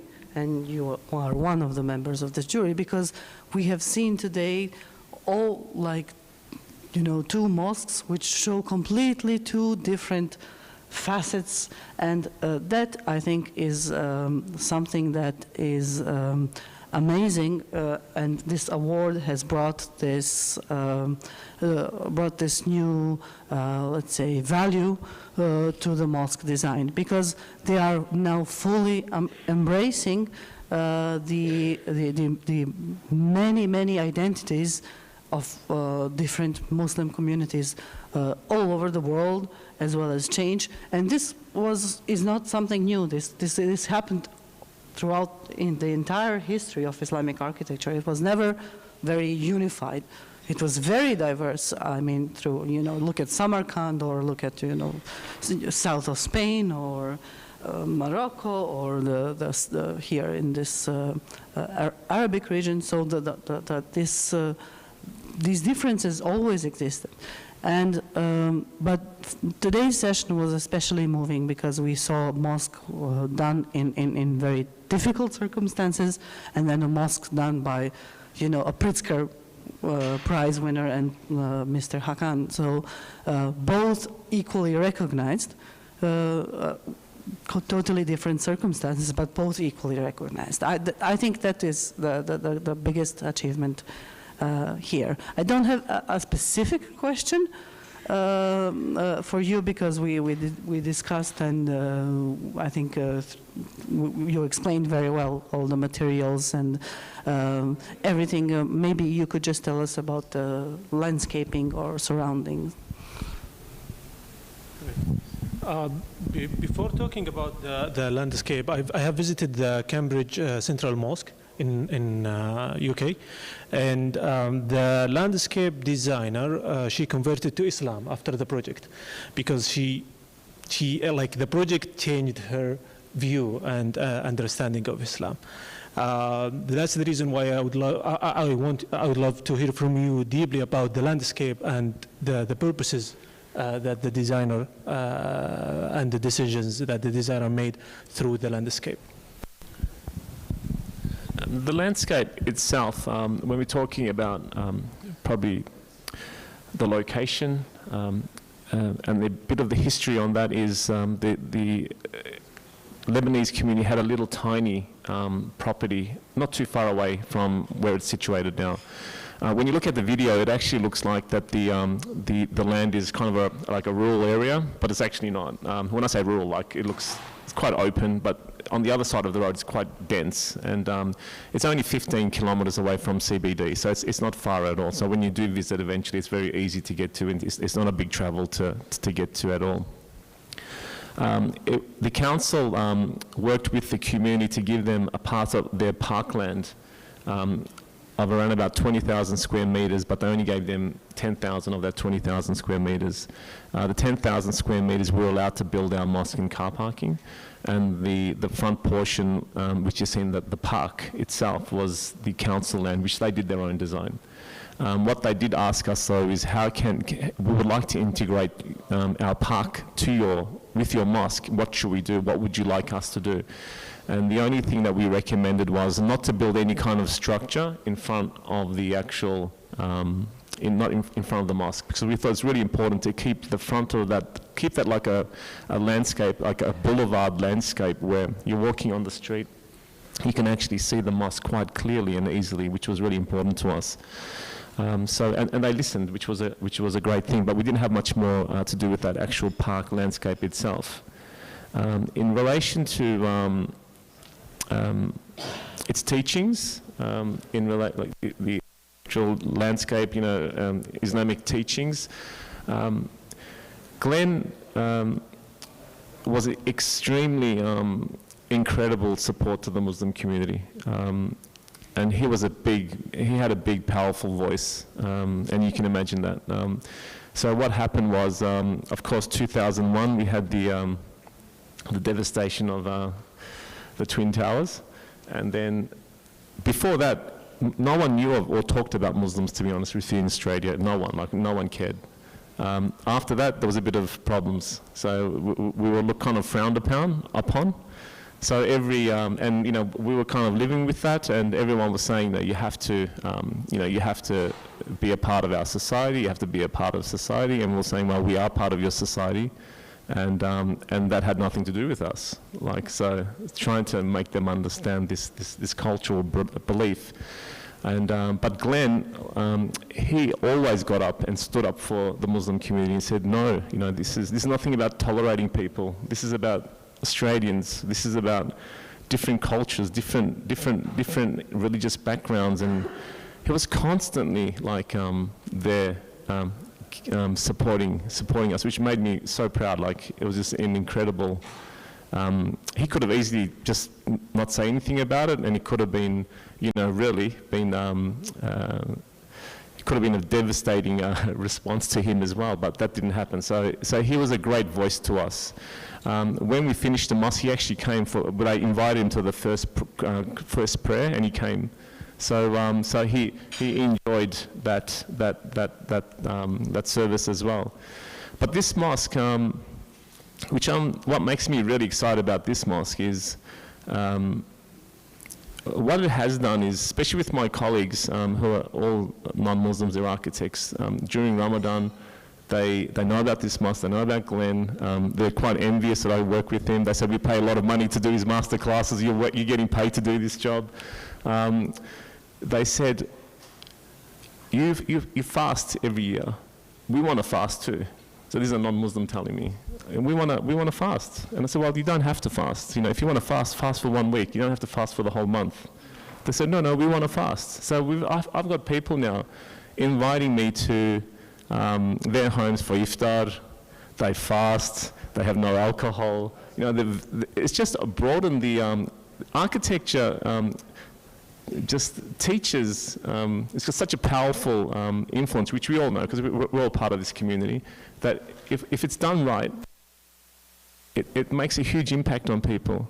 I can never teach Islam, like I haven't got that capability, you know, it's not me. But teaching Islam through architecture I can do, and this has done that. And I think it's an amazing outcome. Actually, I was at one seminar once. I'll quickly tell you the story too, because we had a lot of stories. I went to a seminar and we're talking. We had about 300-400 people there, and a Muslim brother said, "You're trying to change the vision of Islam by doing a modern mosque. You're actually you're trying to change our religion." And I said, well, actually, I'm not changing a religion or our religion. I'm actually enhancing our religion. And he said, how are you doing that? And I said, well, we're promoting Islam in the correct way. How it should. Islam means humanity. You know, it means inclusiveness. It means to be open. And if I can get my Muslim friends who are non-practicing, that loves to come to our mosque and they're actually praying, that means we're doing something right. So he had nothing to say about that. So, but that's fun. Like it's you know, everyone's belief is different. You know, every mosque is designed has got an own place in its environment. And I'm not saying they all have to be the same. Everything has got its own beauty, and we've seen, you know, 5, including mine, amazing different mosques that, you know, actually serve the right purpose. So I think we are doing all the right jobs and we are doing the right things, and there is a place for contemporary Islamic architecture as well as, you know, cultural, you know, old school mosques as well. So there's not. We're all doing the right thing. Nice. It's so inspiring, like how to spread the message of Islam through architecture. That's so good. I would love to hear now from architect Ali Lari, technical reviewer in the award as well. I really enjoyed listening to this conversation because what you're describing is the Muslim immigrants' experience in, you know, let's call them Western Hemisphere countries, although Australia, but, you know, it goes under the Western kind of construct, whatever. You know, it was interesting when I think Dr. Sari was speaking earlier. He was talking about Australianness, and the reason that's a concept that I find not necessarily accurate is because, you know, what does it mean to be Australian? Like, is it Aboriginal? Is it those that kind of, you know, the took over Australia? Like, what does that mean? And I think the way that we should perhaps describe this mosque is not in terms of Australianness, but kind of this mosque's response to the general approach towards contemporary architecture today. And I think for those who don't know Glenn, you don't, when you appoint Glenn as an architect, you're not appointing Glenn, you're bringing him along with all his sustainability principles and all his, baggage, but it's good baggage. And I remember studying him when we were kind of in college and all that, and the way he kind of integrates those into his buildings. And I found interesting the way you described how when the first immigrant population wanted to build a mosque, or one of the earlier ones, they built one that was a memory of where they came from. While when this mosque was being built, it was no longer about the memory, it was about the younger generations who had now, who don't have that memory, and who want to express their, not existence, but their presence, and their approximation towards God through this mosque. There was a verse I was looking at earlier, and it really caught my attention in relation to the discussion that we had earlier today. Bismillah ar-Rahman ar-Rahim. This is in chapter Taha, verse 14. The verse says, إِنِّنِي أَنَا اللَّهُ لَا إِلَهَ إِلَّا أَنَا فَاعْبُدْنِي وَأَقِمِ الصَّلَاةَ لِذِكْرِي. So God says in the Quran, I am Allah, there's no God but me, worship me and establish prayer to remember me. And when we speak about the dome, or about, particularly the dome, for example, and its relationship to or its remembrance of the cosmos, or geometry as an expression of cosmic order, or order in general, I think the way this got translated in this mosque, with its embracing of sustainability principles and its harmony with nature and its proliferation of light throughout the day, and it's connecting one to the way God describes himself in the Quran, in Ayat al-Kursi,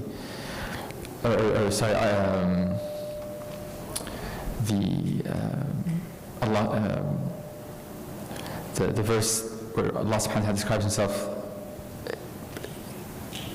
through light. Allah nur samawat wal ard. And I think the translation of those ideas into contemporary language is what really makes this mosque really successful. And again, it's further interesting to me how when we think of mosques in a context like Australia or the Western Hemisphere in general, we don't think of just the mosque, but we think of it with all the ancillary facilities that come with it, like a playground or what have you. So really the question that I have, that I'd really want to know what you think about it, it's more of a sociological question as opposed to an architectural question, is having gone through these two mosque experiences, and I think we know the answer now through this mosque, but I'd like you to kind of perhaps give us a bit more. What should a mosque, because it's not just a mosque, it's an Islamic center, so what should an Islamic center, what are the functions, what are the social functions of an Islamic center and a mosque in Western countries? Well, I think Islamic centers should be a cultural center, really, because with our mosque and the other mosques that I've done, we've spoken about cafes, we spoke about, we've got visitor centers, which we didn't speak about, female social clubs, we have child or children playgrounds and sports facilities. We have trauma centers, so where they can go somewhere to if they need help, they've got somewhere to go to. It's a whole package that it's a place of safety, place of ownership, of having fun. It's a place to learn religion. We have schools. So Keysborough, the one that I did, has got a school. This one here is opening a new school this year. So the mosque itself, it's used 5 times a day, we all know that. But in Australia and probably a lot of other countries, they don't actually have an income. So it's all funded by the community itself, and that's a big cost. Especially with utilities in Australia, it's very expensive. It's not cheap at all, and so they have to have these other facilities to actually, to be able to pay for things. So hence they have the schools, and the government grants comes to schools. That doesn't go to places of worship. Any place of worship's got nothing to do with Islam. They just don't give it to them, but they give it to community centres, to community centres, to visitor centres, to youth centres. So it's all given to them. So they need these facilities to also to be able to have an income, but also to provide a service which is a very positive service. We've listed this particular project on what we call in Melbourne, Victoria, open house, which people buy tickets once a year to be able to go through and do tours of these special buildings, and I've got that listed on that because we didn't want the building to be changed by anyone else because they have to stick to a certain design guideline and everything else, which is working really well for us. So we get the broader community to come and visit that centre as well. So in a nutshell, it's a living, as my fellow architect Ed Kutby would say, it's a living structure. It's actually living by providing all these social activities, and it's thriving. So socially it needs everything. In a place like Australia anyway. Like that might not be required anywhere else, but in places like Australia, it's definitely well needed. There's other facilities there too. You just get no architecture, just a box, and they do everything in there. They pray, they play the youth centre, they do everything in there, and it's always full because it's got something great to offer for the community. Great. I would love now to hear from architect Caroline. If you can pass the mic, please. Please. Yes. We're getting to the end of it. Right. We're done. I was going to toss it, but. You want to take me out before I ask my question? No, I was going to test your. Well, you're dreadful. Hi. Well, first of all, congratulations on this absolutely fantastic building. As you know, I very much admire the design. But I have a question, because this building was designed very much also to reflect Australian values, to be recognisably Australian. And I understand there's a woman's space.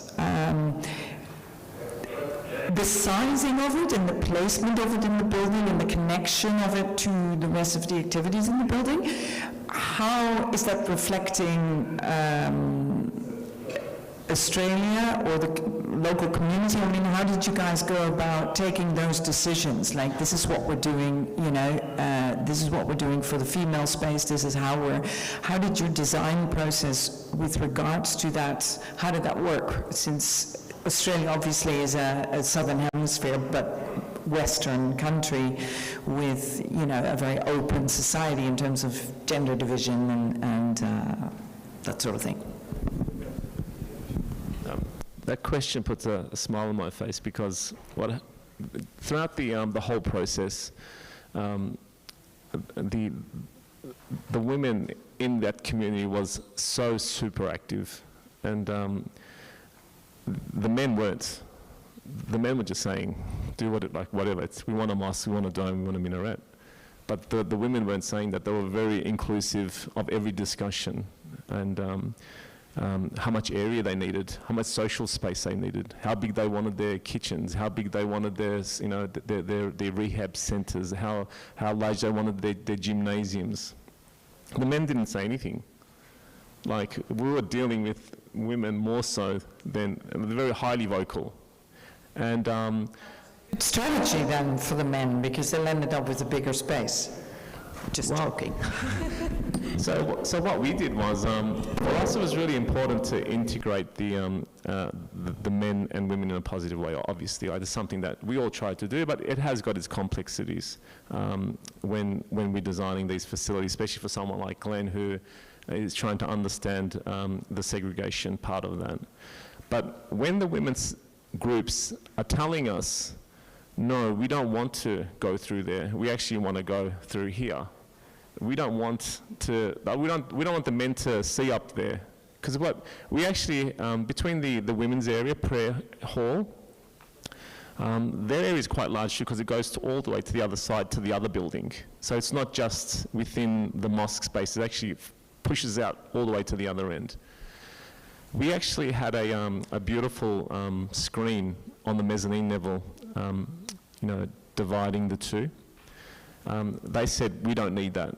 So we said, okay, that's great, we'll take it off. But what they did say was the glass behind, they want to have more perforated vision, so they don't want people to see up. And then, so we gave them that. We wanted, Glenn and I, we designed a beautiful staircase connecting the men and the female together. And they said, we don't need that. And we said, you're going to have to get that, because the reason we wanted that is it's still a better connection for times where you can connect together.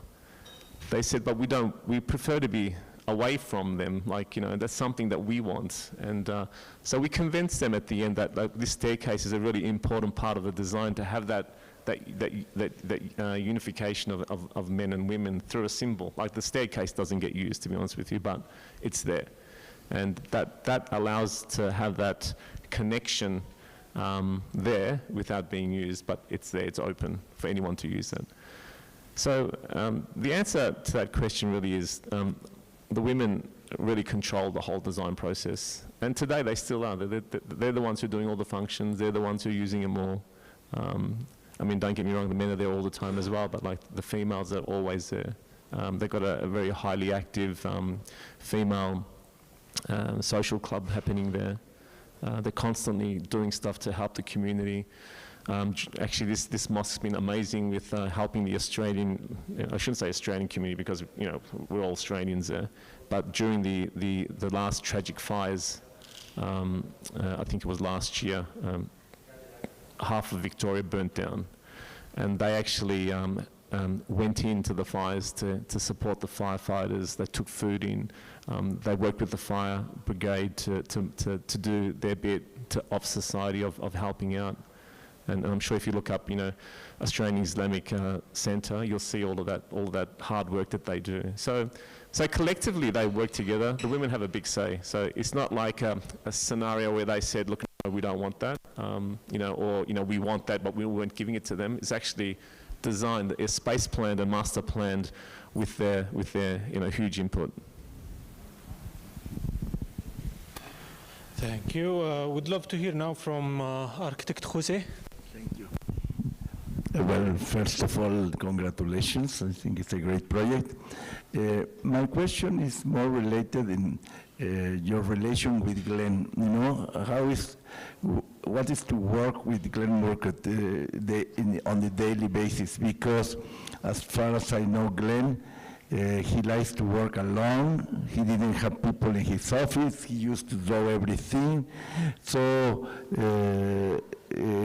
it's difficult to conceive a project among two architects, and it's always nice to know how you develop respect from one to each other. And I believe that this experience is very important to understand how was the daily work with Glenn Murcutt? Did you have many fights among yourselves? Did you have difficulties in this daily work or not? The experience that I had with Glenn was absolutely amazing. Everyone's got, architects have all got an ego, yeah? Like they try to have things done their way, but I kind of had to put my ego away for a little bit when I first met him.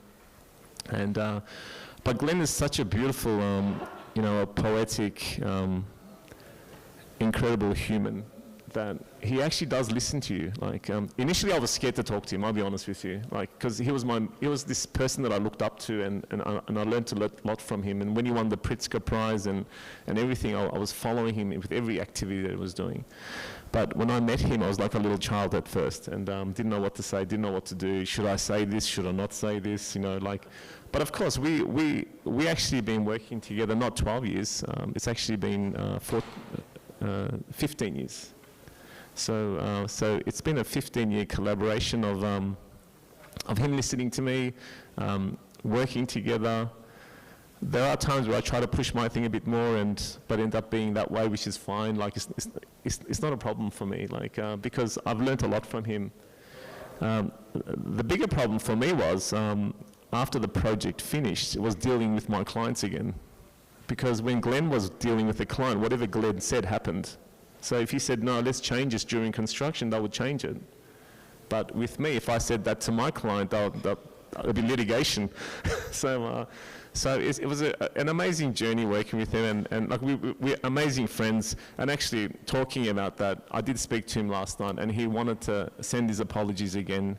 He said the Al-Fawzan Awards Federation is an amazing organisation that does represent the right vision for Islamic architecture, and he was gratefully honoured that he did, that we did win this with prize, and he's very humbling.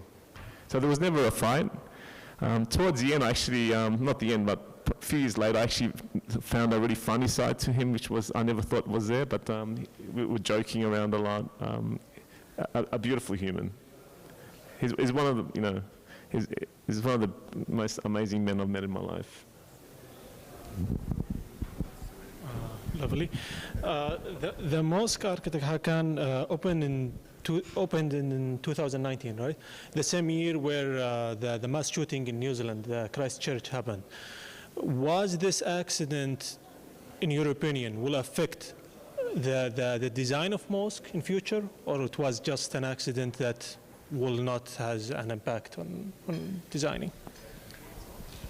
Unfortunately, that incident did have a little bit of a problem with designing mosques, and that was, if you've seen the vision, and if you actually look at the photos later on, you'll see like a fence built at the front of it, which was never there before. So legally, for security reasons, they really wanted to, not really, they imposed fence designs and barriers in front of mosques, because they said, we have to stop this kind of behavior, and can't be accepted, so we're only protecting you. So from here on, like anyone designing any kind of place of worship has to have these kind of facilities, and unfortunately we had to put a fence there, which we never wanted there. So that was never part of our design, and unfortunately the community built that, and it's not something that we agreed on, but you know, it's there now. So that's the only real effect. But what it has done on a social level, it was very tragic of the event, but it actually, you know how they say with every tragedy there's some kind of, you know, light at the end of it.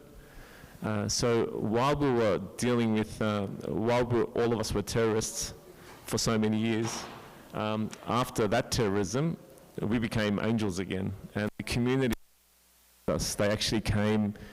They still come, give you know, flowers every time, and you know, they've embraced the community. They've become united. So even though it's devastating, it's had a positive, some kind of positive outcome. So we're not that people anymore, which is you know, I'm glad. Nice. I read. Yes, go ahead.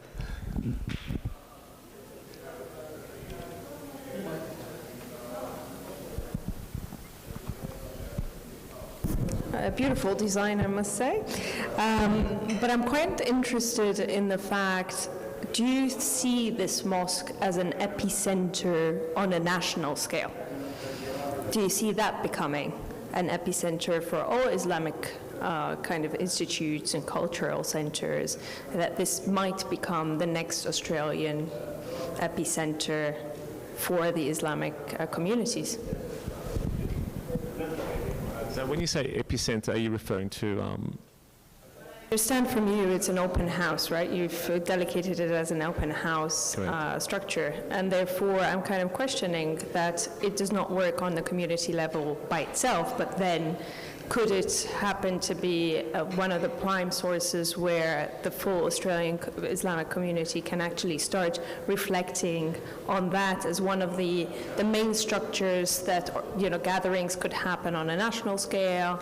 Yeah, and it does already. Like it's changed the focus of a lot of ways the other Islamic communities are looking at this project. They've seen the effect that the positive effect that it has on the whole community, the broader community, where I'm actually getting a lot of phone calls now saying, "Can you design our mosque? And we want that to be contemporary as well." And so. Definitely has changed the view of all the other Islamic centres, but it also is the main focal, you know, mosque that people will come to. Some people drive, you know, 20 kilometres just to do a Friday prayer. So, and it's something special, and I think, you know, if you're referring to it that way as an epicentre, yeah, definitely. Like, I think it is the key now. Thank you, Hakan.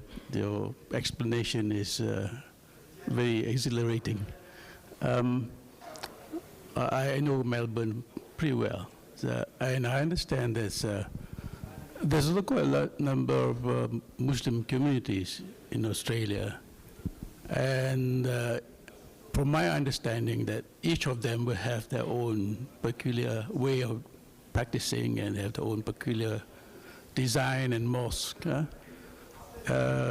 So much so, like in Melbourne city itself, there's a few converted houses and shops, things like that. Do you see this as something that would actually bring everyone together? I think the Islamic community are pretty much together already. I mean, obviously they do have their own facilities and practice their own little, you know, cultural ways, but they're very supportive of each other. Like they have their meetings and they get together quite a fair bit. And I only know this purely because of the Keysborough experience and themselves. So I know there's some kind of, they have these connections. They are working together, but I mean, the beautiful thing is, I mean, Australia is such a well, it's another globe. It's another globe on its own, really, but except it's on a flat plane. So you got every nationality living there. So coming back to the Australians, like, what is Australia really? So it's a mixture of everything, and it's, of course, it's Indigenous people as well. So it's good to see. Look, at the end of the day, it's always good to see some kind of, you know, different. As I said, I get approached to design other mosques, and you know, and they got their own way of thinking and their own way of doing things. So, but as a community, I think they're very well connected. Still, they support each other quite well. So, they have they feed the poor during Easter, which we don't practice it, obviously, but they go or Christmas, they look after them still to show that their unity with the rest of the community, and they are together. So they've got the respect for everyone, only because that's the way we have to be. Lovely. Before we conclude, I would love to hear from you, Hakan, about the sustainability features in the mosque. Like there is 200 square meters of PV panels, and there is a rain drainage system. What kind of features that you implied there? So in Australia, we're always designing sustainable. Like we have to achieve a certain star rating before we can build or construct. Glenn has got a further approach to that, which is amazing. So what we do have is, I mean, we spoke a little bit about it. I think we had that fully discussed. So we do have a solar panel where we feed back to the grid that provides a lot of energy for the community. We harvest water from all of our roofs back into quite large tanks under the ground, and that kind of feeds back to the landscape and to the grey water. We have the lanterns. So when we open all the doors on the ground floor on a hot day, we have beautiful air coming through, ventilating through the front. And on top of each gold lantern, there's a window that automatically opens up based on after a certain temperature. So they work as heat extraction fans. So the air comes through and then pops that out. And then there's other simple stuff like remote, like the sensor activated taps, the whole lot. So during summer in Melbourne, it's very unpredictable, you would know. So one day you can get 40-degree heat, but by 3 p.m. it's 14 degrees. So it drops that quickly. But to circulate that air, it's still very difficult. If it's 40 degrees and it drops to 14, inside the properties is still 40 degrees, so it's very hot. So what we do is when those heat extraction windows are opened, then all the heat rises out, and it's always cool. So we never need to use air conditioning. We have to have air conditioning there by rule, by code, but we never use the air conditioning. And heating is, that's the only area that unfortunately the community didn't listen to us, where we wanted to have hydronic heating so we can heat the floors through pipes, but they didn't do that, and they're relying on air conditioning like this, but it works well. So yes, a sustainable design for Glenn and myself is extremely high. So everything that we do has that value. So if there's a star rating of 5, let's say, we try to get 7 or 8. These lanterns, why 96 of them? And do you see them as evolution of domes or something just simple? For us, I think when we're designing, or Glenn's designing, I don't think it's about evolution. It's all about purpose again. Look, to be honest with you, the reality is we tried to get 99, but it didn't work because the geometry didn't allow us to get 99. So I'm going to be honest. Wipe that off the cameras. Cool. No more comments? Please. Assalamu alaikum, everyone. My name is Noura. I love your architect concept so much because I'm also a believer of we have to build for a purpose. Like the domes back then, as you mentioned, it's for a vocal purpose. The minaret is it's like a map. It's like a map nowadays. And even the glamour, gold colors, and the elaboration with the calligraphy and the geometric forms.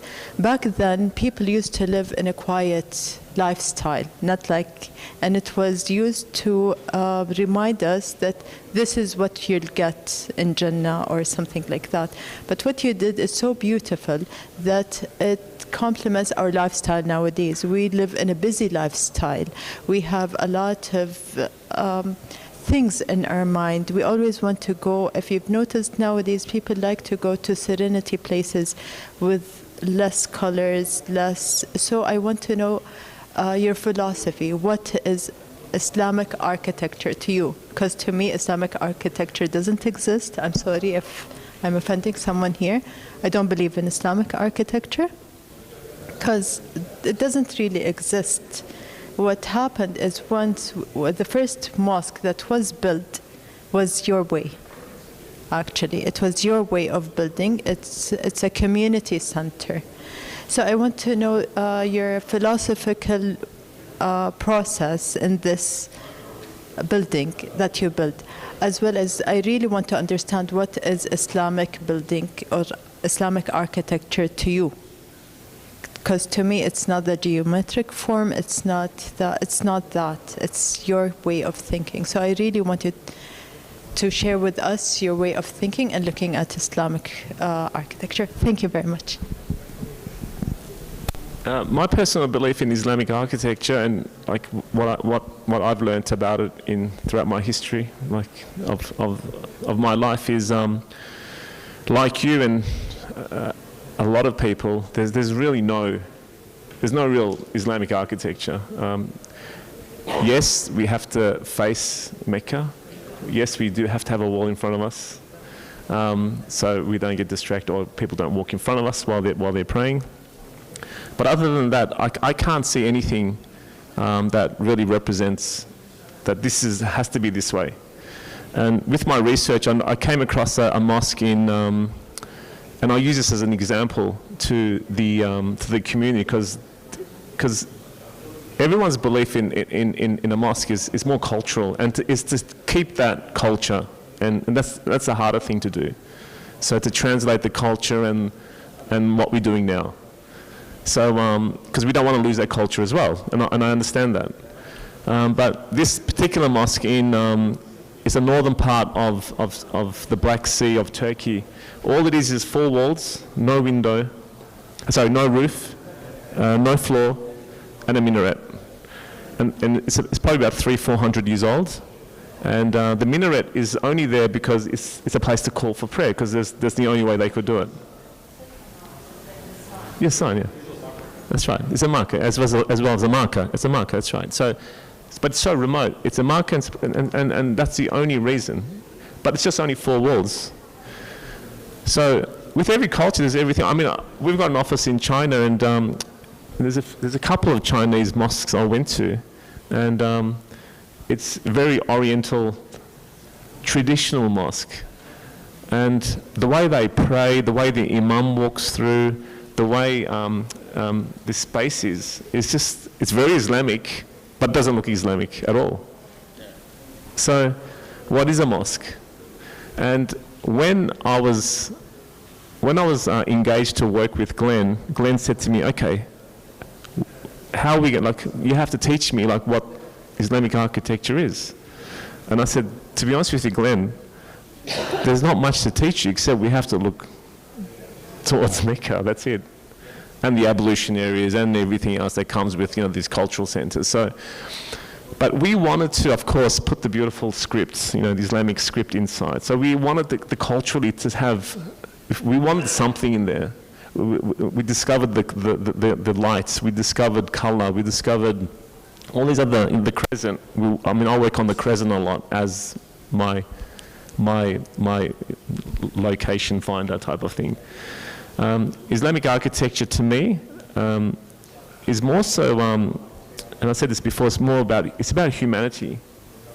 It's about bringing people together to be able to practice their religion in a very calm way and soothing way.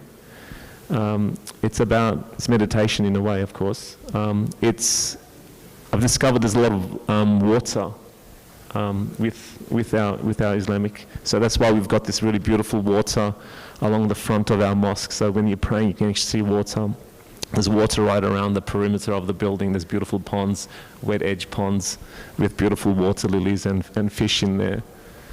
So I found that was part of the Islamic architecture. The landscape was really important.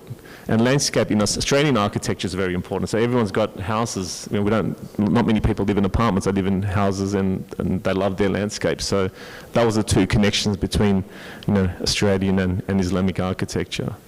And light. One of the biggest things was light, and how are we going to use that light to bring it into our building, and it's been done very successfully. And the pond at the front, actually, when the west light comes through, the afternoon light comes through, it bounces off the water, it comes back into the mosque, and the ceilings is all shimmering of beautiful, of the water silhouette from the ceiling. So all of a sudden the building becomes alive. So landscape, water, light, humanity. is my answer to your question. Architect Larry, yes, please.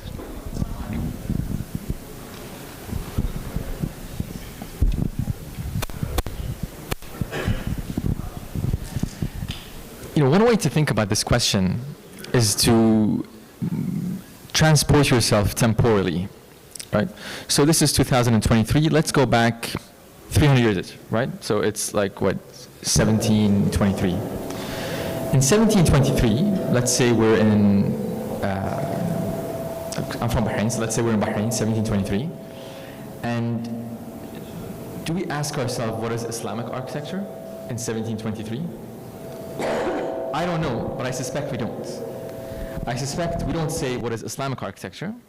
We would say what is, Bahraini architecture, and then we design a mosque based on Bahraini architecture, for example, if there is such a thing as Bahraini architecture at the time. And we design a mosque, let's say I'm in Fas in Morocco. I design a mosque based on what we know as, Moorish architecture of Fas in the 18th century. So I think to understand this question better, it's very good to actually go back in time to when that was the only architecture that we knew in the Muslim world. And so that helps us understand better what is, how to perceive this, for me at least, that helps me understand better to understand what is Islamic architecture, to go back to when this was the only thing we knew. And actually I want to also comment on the point that you mentioned earlier, how the community really wanted to have, or maybe in a Western context today, it's very important to have all these other functionalities as part of the community center. And one thing that community centers in the West, so I lived part of my life in North America, studied and worked there. And I think what's interesting is that communities there are in this constant negotiation of like, how do we protect our kids? How do we keep our values intact? How do we? And you find that there's some basic decisions that the community needs to do, needs to take. And the most basic, the vantage point from that is, really, the first decision the community needs to take is understand what is cultural, what is, let's say the community comes from an Indian background, for example, and India is big, so let's say they come from Southern Indian background, for example. What is Southern Indian? And we leave that. And what is now, let's say we're in Australia. Now we're in Australia, so what can be taken from Australia, but then what we protect are the values. What we keep, what we enhance, what we promote are the values. That line, so the discussions of Islamic architecture in a Western context, to me, are very interesting, because you are almost forced to start anew. You're forced to go back to the roots if you want to do it right for today. Which is why for the previous mosque you designed, that question was perhaps not very relevant, because to them it was, what's the memory of where we came from? But the next question, several generations down the line, the question is now, well, we're here, this is what we look like, we have no direct relationship to our heritage and our culture, and so how do we promote the values? Which is why when I start with that verse that I read earlier, وَأَقِمِ الصَّلَاةَ لِذِكْرِي, establish prayer to remember me. So how does the mosque then promote remembrance of God? And that concept is obviously an ephemeral concept. It's not tangible. And how we translate that into tangible form then can learn from, we can honor the environment, we can honor elements of nature, like with water around it. We can then begin to, how do we, for example, remember God through light coming in and so on and so forth. Or for very functional reasons, we need a visual marker, so when someone's passing by and they want to pray, or they can pray. Or just or again, a mosque is not just a prayer space, it also has that sense of monumentality, right? Like, so it's our way of giving back to God, or our way of giving back to the community, that this is kind of the best place that we put our resources into, and celebrate and honor and so forth. So, 300 years ago, Islamic architecture probably didn't exist. Today it's a question because of the kind of opposing architectural trends or threads or whatever you want to, however you want to describe it.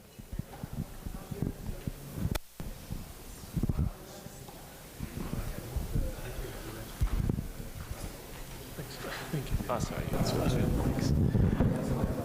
Yeah, we exceed the time, and we need to wrap up. So thank you very much, everyone. Thanks a lot to Architect Hakan. Thank you very much to Dr. Sari, Dr. Aida, Architect Ali Lari, and everyone here who evolve and push this discussion towards such a successful discussion. I'm very thankful to Jaizat Abdullah Fawzan for this event and this opportunity, and would love to meet all of you again and again in such an event, and thank you very much for your time. Thanks.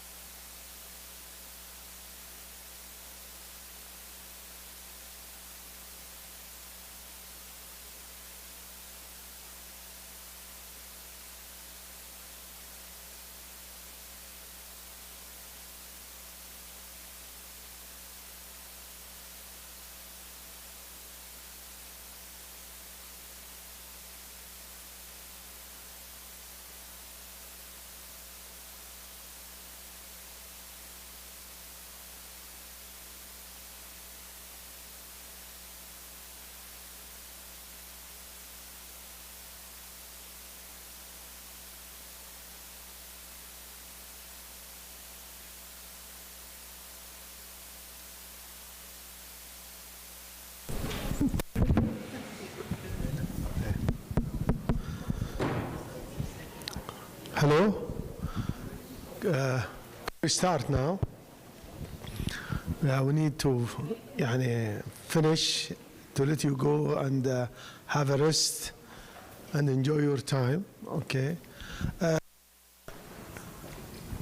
Bismillah ar-Rahman ar-Rahim. This is the closing session, and I should thank you all for your discussion. To start with, your existence in Riyadh in Saudi Arabia. To have you here is really we are honored to have you here. We enjoyed the past 3 days. It was really very fruitful, very interesting. We heard a lot of ideas and a lot of suggestions, a lot of critique, and this is what we are looking for. To have an award in architecture, we need to hear the different visions, different opinions, different ways of developing concepts, forms, techniques, technology, and how this the forms and the spaces we create interact with the societies, with the culture, and represented in the building. What we heard in the past 3 days is really very, very great, and I should thank you all. My participation was very little because I'm trying to hear, if I have time to hear. Sometimes there are a lot of interruptions, and maybe I should apologize for my little participation, but I'm sure that I will go back to what we recorded. And hopefully I will ask someone to make an editing for what you have said in the past 3 days or 2 days. Maybe we'll create a book, and we'll send it to you for sure to review it before we publish it. We don't want to publish it before your revision. And but in general, I think this is what we are looking for in the future, to meet, to discuss architecture. And I know that it's a very special architecture. It's architecture for the mosque, but building is building. It's the same as any building. Maybe it has its own identity, its own characteristics. It's belong to specific cultures. But what I discovered through my research that mosque is a global phenomenon. It's interact with all cultures, but still maintain its identity, its strong identity. And this is what is really special about the Fawzan Award for architecture. Today, in this session, I will call it the critique session. We will hear from you how can we improve. We'll talk about the next step, but I will give the floor to my colleagues. Start with Dr. Hani is one of the main pillars in this award, and I would like to hear from him. Just we'll have short comments, then I will open the floor for you to give us your valuable comments and what you are looking for in the future. What do you want to see from this award in the future? Hello, everyone. Dr. Mashari has spoke about one side or aside from our work in the award here, and I will handle the other part, which is the back kitchen in the Abdul Latif Al-Fawzan Award for Mosque Architecture. And you know, the methodology of nomination, the methodology of reviewing. We would like to hear from your side if you have any suggestions in this regard, especially in terms of nomination and the how we can improve the system and how we can house as much as possible from nominated mosques, and the process of reviewing, long listing, short listing.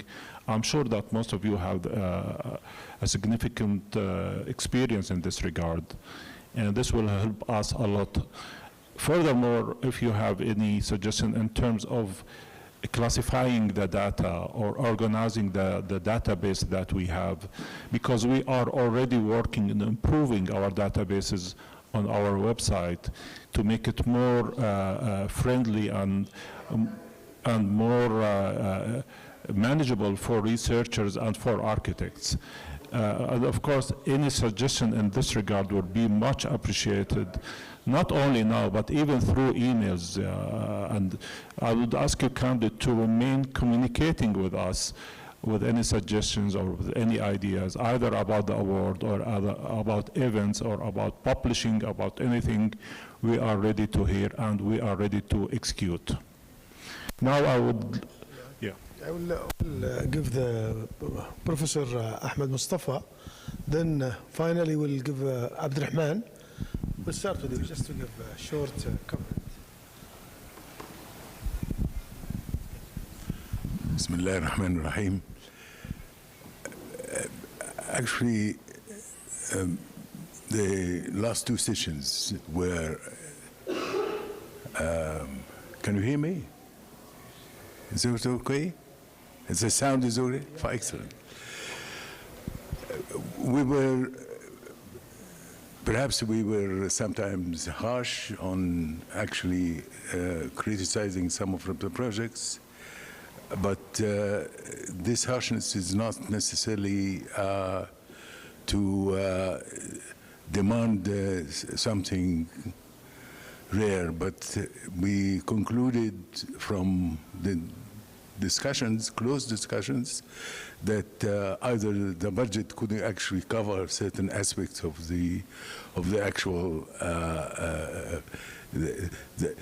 what is necessarily needed for the project, or perhaps the project itself can actually grow in the process of being used. That is in itself is providing one with some sort of comfort that this might actually take place into the, like for instance, like the project of my dear friend, the Mozambique friend, the mosque in Mozambique, can easily, the element of penmanship, I actually call it penmanship, not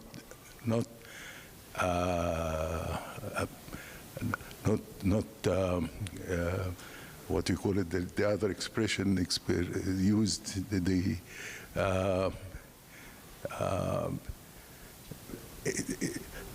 the reason why I'm calling penmanship in particular is simply because the actual istilah or definition of what is the actual reality of the expression in Arabic is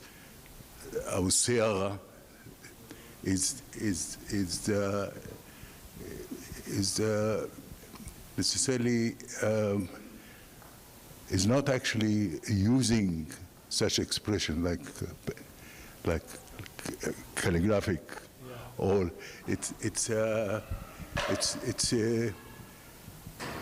this doesn't exist to Arabic at all. When you say penmanship, you mean the actual siyagha or formation of the actual pen after certain rules has to be observed very closely.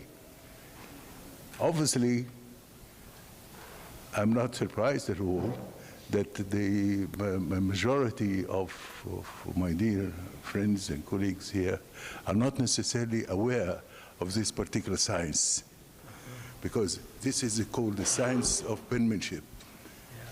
Science of penmanship, delayed after the Prophet, referred to it in a very abstract way, because the Prophet himself wasn't actually writing at all.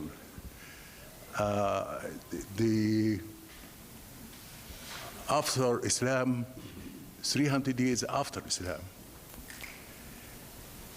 the word calligraphy used by Muslims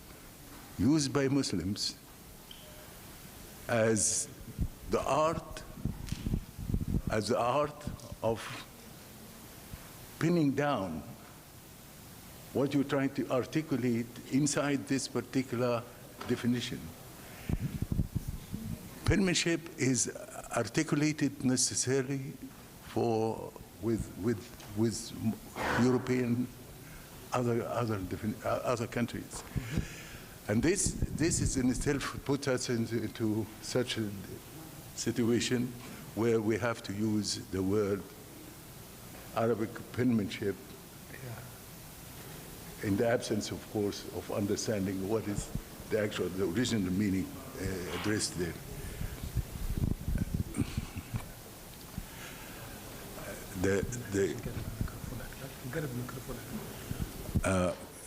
So it's so I hope, as my colleague stated, that we are all get the benefit of being frank towards each other, criticizing, because this is like criticizing oneself. It's not necessarily criticizing each other. It's to be criticized in order to progress. Maybe, well, yes, through our experience of nomination, I think cycle after cycle,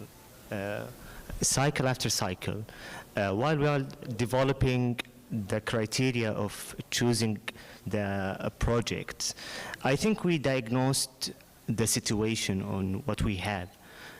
We have a lack of information. It's difficult to reach the projects, how we can find it from the worldwide. So if there is any advices or opinion that we can collect this data to be nominated to our fifth or sixth cycle for the future.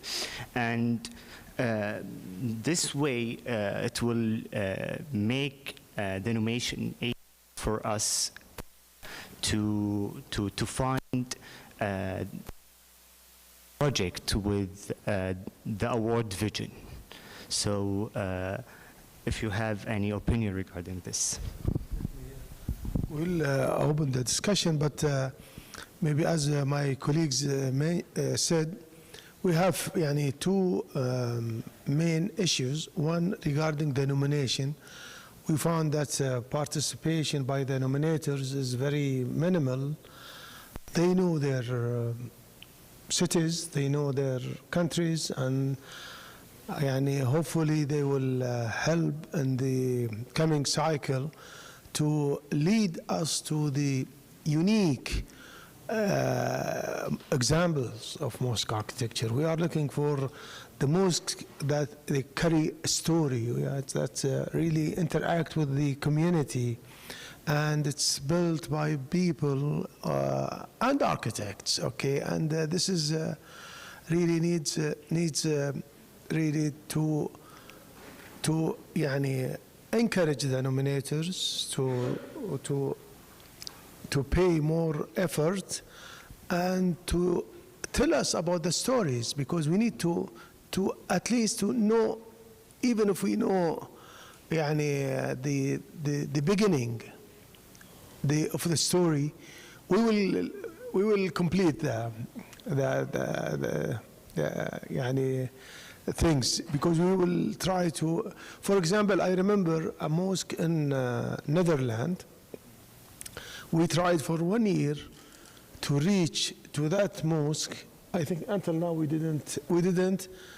Nobody say, they know the mosque, but nobody say that we are responsible or we know the architect. It's a beautiful small mosque in a small town, and I think it was really a good example that can be in the part of the long list of the past or the current cycle. Hopefully the coming cycle will find way to reach to that mosque, not as a mosque, because we need to know the people. We need to know the story behind the mosque. We need to know why this mosque is important, how people they use it, and how people use the mosque. And I think if the nominators really help, maybe the examples and the cycle, the coming cycle, will be much different from what we have already in the past 4 cycles. I will open the floor for you to say.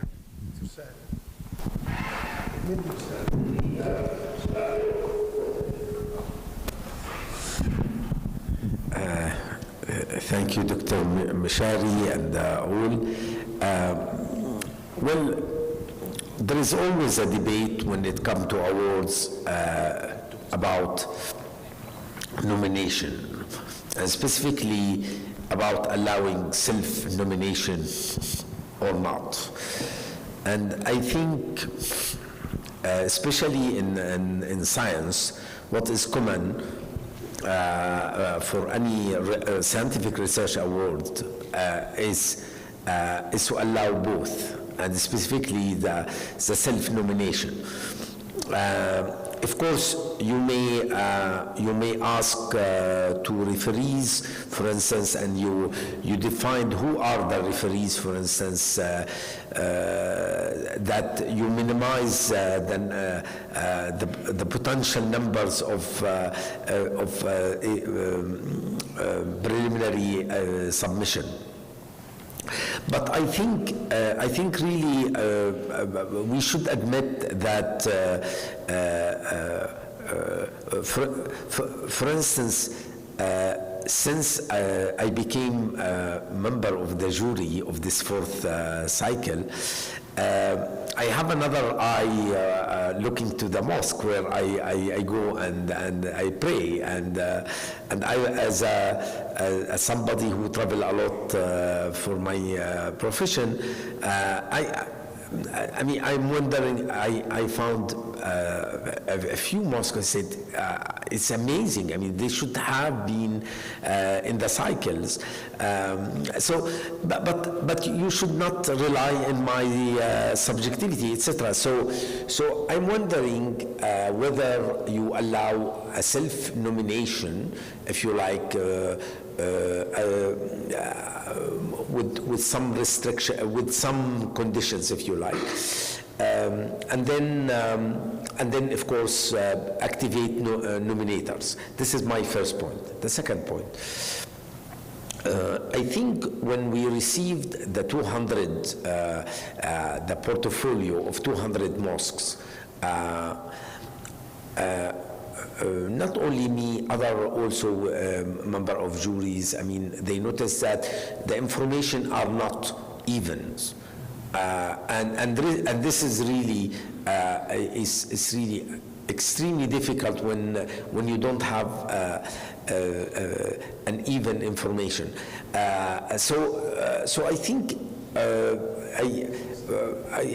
I strongly encourage online submission, and with the required fields, At least, I mean, to be sure that we have all the basic information important for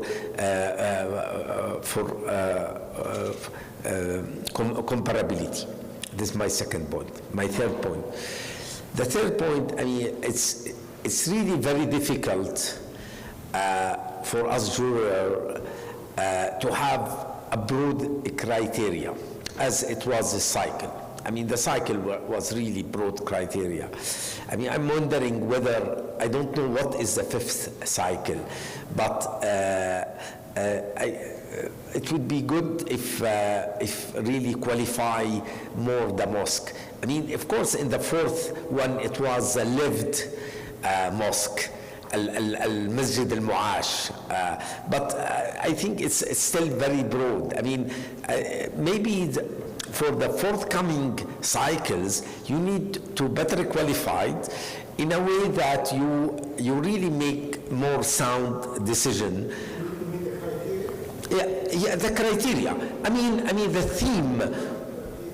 No. I know the 5 criteria, and I'm right by heart. I can, etc. But I think each cycle should be fleshed out to if you like, beyond this 5 criteria, to the sixth one. To the sixth one, where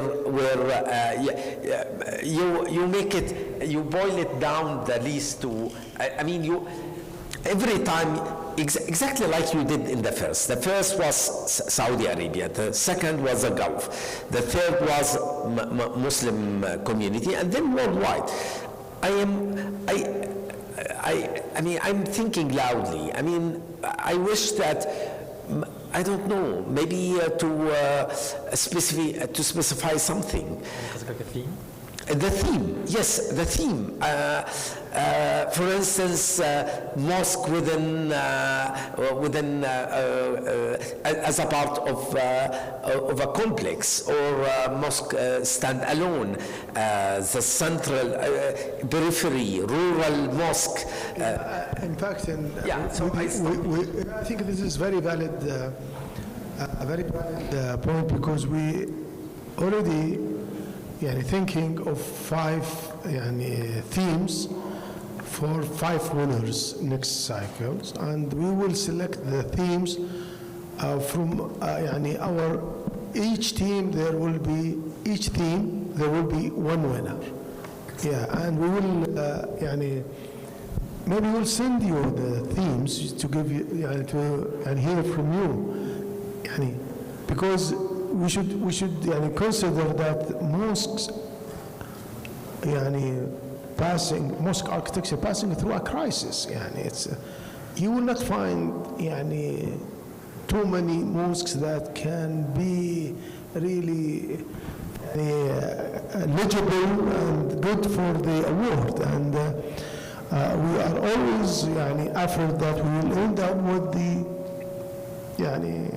examples or mosques that not be up to the standard to the award. I think the idea of having themes, and every cycle we change the themes, and every time we have 5 themes, because it's good to have 5 winners from different parts of the world to widening the possibility of choosing from different areas in the world. I think it will be great. But we will start building these themes. We'll send them to you if you have time to read them, to give us your comments and your suggestions, and inshallah ta'ala we'll consider them for the coming cycle.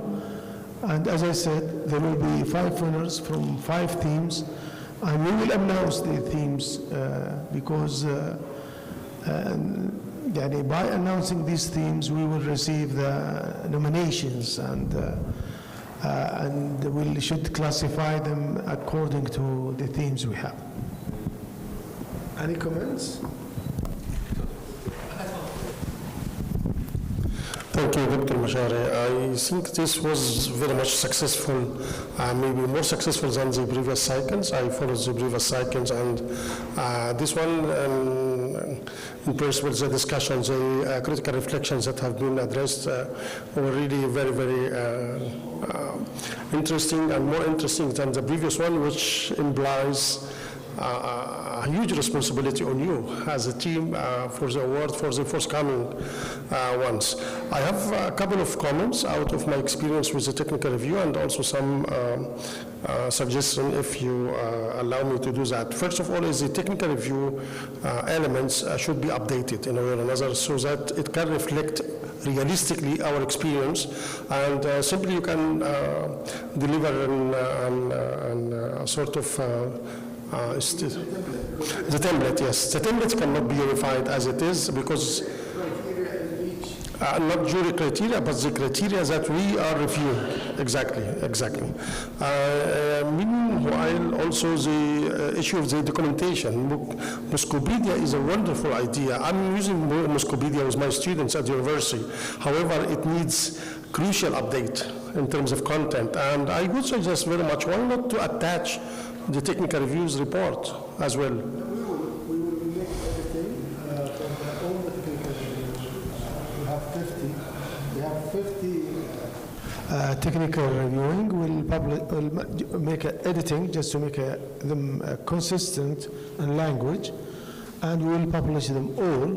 Also, we'll translate them to Arabic under the name of each technical reviewer. There will be in the, inshallah ta'ala, in asfar, yani. Yes. But in fact, we already have a huge project with Cardiff University, a team from Cardiff University. They will work with us, inshallah ta'ala, to redesign, restructure the Mosquepedia. It will be the name of the database. The portal will be Mosquepedia, but we will have the three databases, which is the existing Mosquepedia will take the name of Masajidna, and the digital library will be Asfar, and the Manabir for the technical and the craftsmen, and for the people and companies, okay? The professional database. But they will be under one umbrella, and it will be easy to be for users. It's a friendly user, and you can search by the first letter, by the country, by the city, by the name of architect, and inshallah ta'ala, by end of this year, the new look of the Mosquepedia will be online. We will start immediately, inshallah, from 1st of April. Already we have an agreement with them, and I'm sure it will be a huge step for the database. But still, even the protocol of the copyright, because still we have a problem with the copyright, because we should finalize this protocol of the copyright. This will be included in the next improvement or restructuring of the Mosquepedia.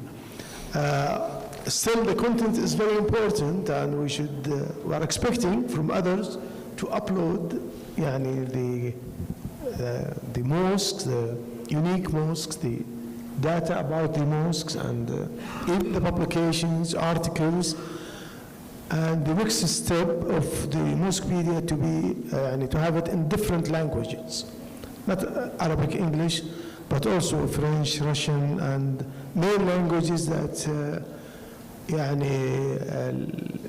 many Muslims and others speaks and use them. Excellent. One more point.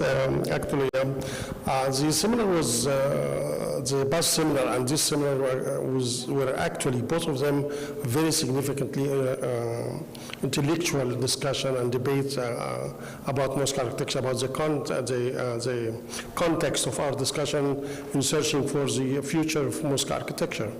We limited ourselves last time and this time also to the winning projects. I understand the concept behind just limiting to the winning projects, the discussion and the critical reviews and or reflections that have been done. But I find also that the short-listed projects have merit to be discussed within the seminar. So if you can reschedule the seminar in a way or another, if this is acceptable to include also the short-listed projects for the forthcoming cycles. We can manage in a way or another to have it in 2 days. You see, five the projects.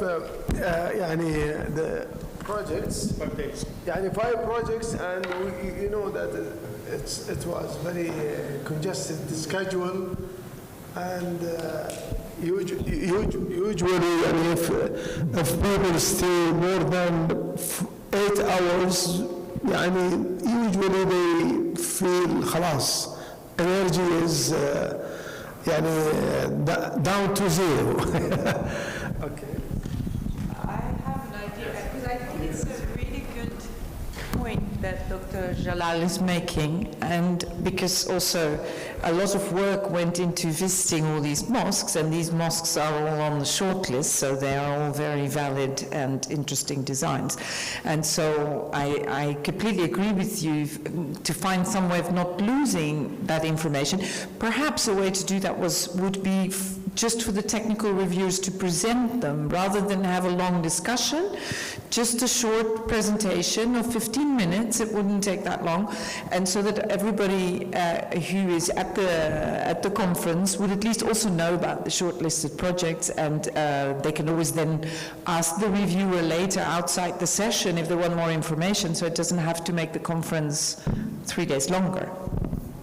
In fact, we published in the book all the shortlist, and in the book usually, this is the first time we mention the technical reviewer in the book, okay, and I think this is a must in the future to give a credit for the technical reviewers, but usually we use the facts from the report, and we, as authors, we write our opinion. If you see something in the book is against your belief, this is our opinion. Me and Dr. Wa'al Samhouri, not taken from your report. We use the statement you said, usually we take it as between quotation marks, and all the interviews the technical reviewers made in their report, we take them as they are, between quotation marks, but the rest of the text, usually we intervene and we wrote our opinion. This is why we are responsible. But thanks God, all the short lists it's published in the book in English and Arabic. And the idea of making a presentation, this will reinforce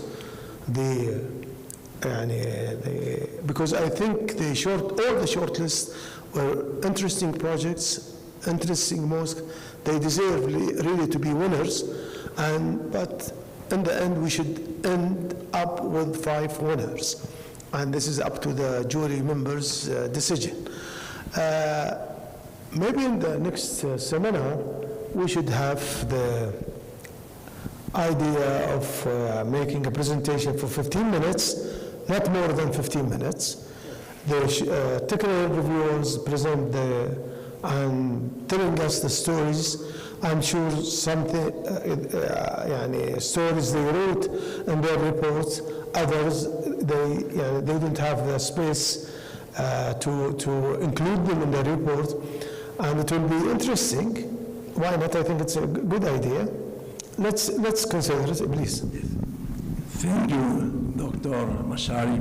Well, on the name of the International Union of Architects and myself, first of all, I want to congratulate Dr. Mashari Al-Naim for the organization of this award, this time to Dr. Hani community, and all the people that have been participating in the organization of the award, Dr. Mustafa, Architect Lardi, and all the jurors and all the technical committees that have been involved, and at the same time, all the winners. I think the effort that you have made during these years is very big, and for the International Union of Architects, it's important to recognize, all the architects that have creative and talented, development in the field of architecture, and the mosques represent in the history of humanity a very important symbol. And I'm sure that many people around the world, and mainly in the schools of architecture and the architects associations, they would like to know all these projects and who are the winners of this competition.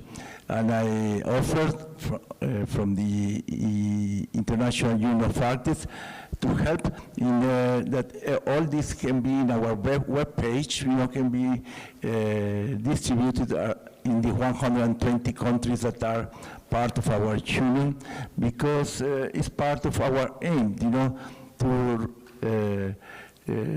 give importance to the best buildings of architecture around the world.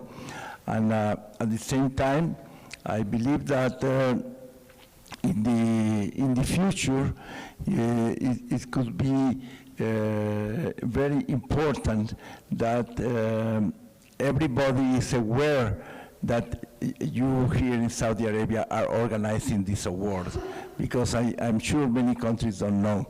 So if you need any help in a specific country in our national sections, we can be the bridge, the link, to putting you in contact and give more support.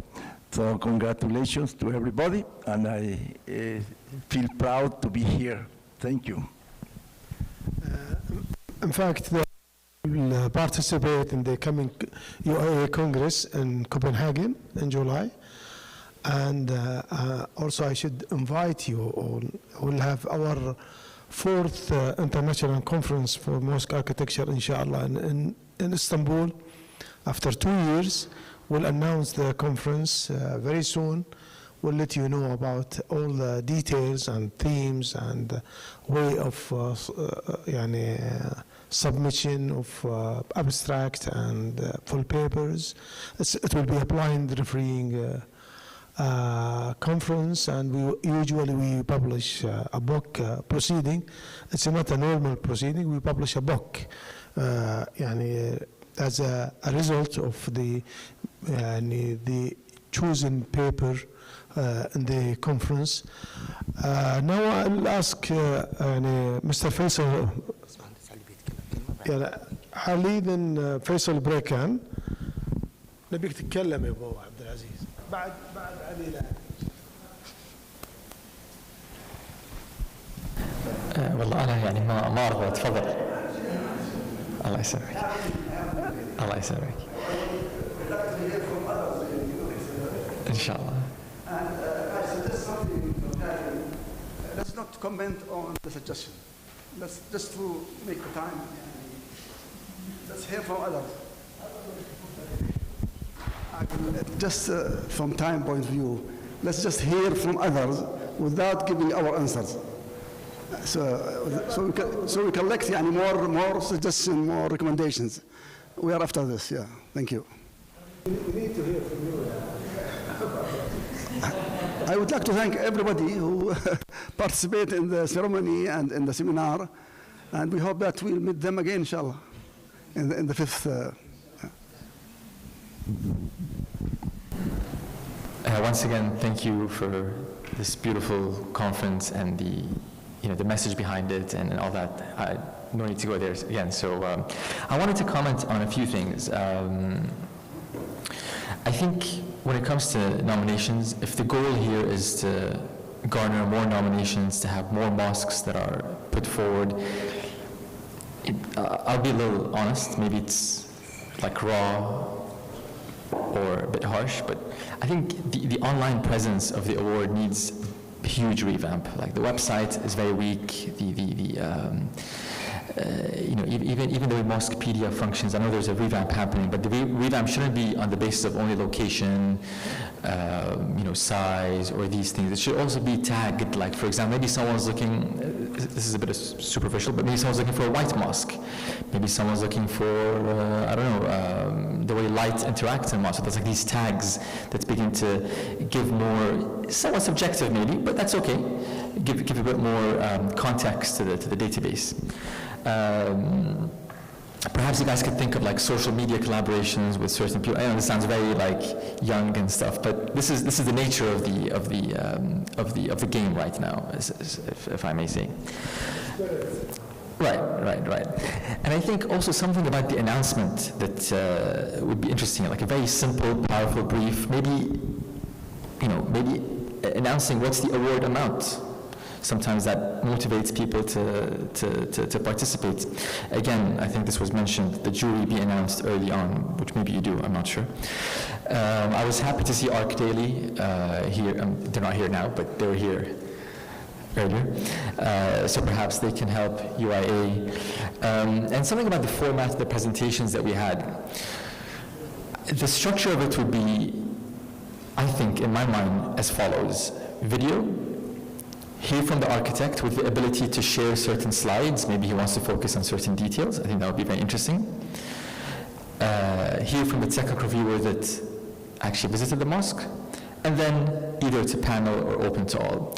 Now, one thing going back to the idea that you mentioned, I think I'm going to build on that a little bit. What if we had all the shortlisted mosques somehow presented? Perhaps we can think of this in a different way. Maybe we think of it in terms of having, I don't know, I'm just thinking out loud here, having, let's say, two parallel tracks. You know, maybe there's two presentations happening at the same time, so that way you can still fit it all into 2 days. But people can choose, so let's say for example, day one is about shortlisted mosques. There's like 11 presentations happening in hall number A, 11 presentations happening in hall number B, and you can choose which one to be in. And then the second day is only for the awarded mosque, or something like that. I'm just kind of sharing some ideas here. Something about the video I want to mention. So, for example, on Netflix, I think there's this show called Grand Designs or something. I don't know. There's a bunch of like architectural shows, and there's this very intelligent British architect who presents some really good projects. And what's interesting about those videos is that they're very architectural,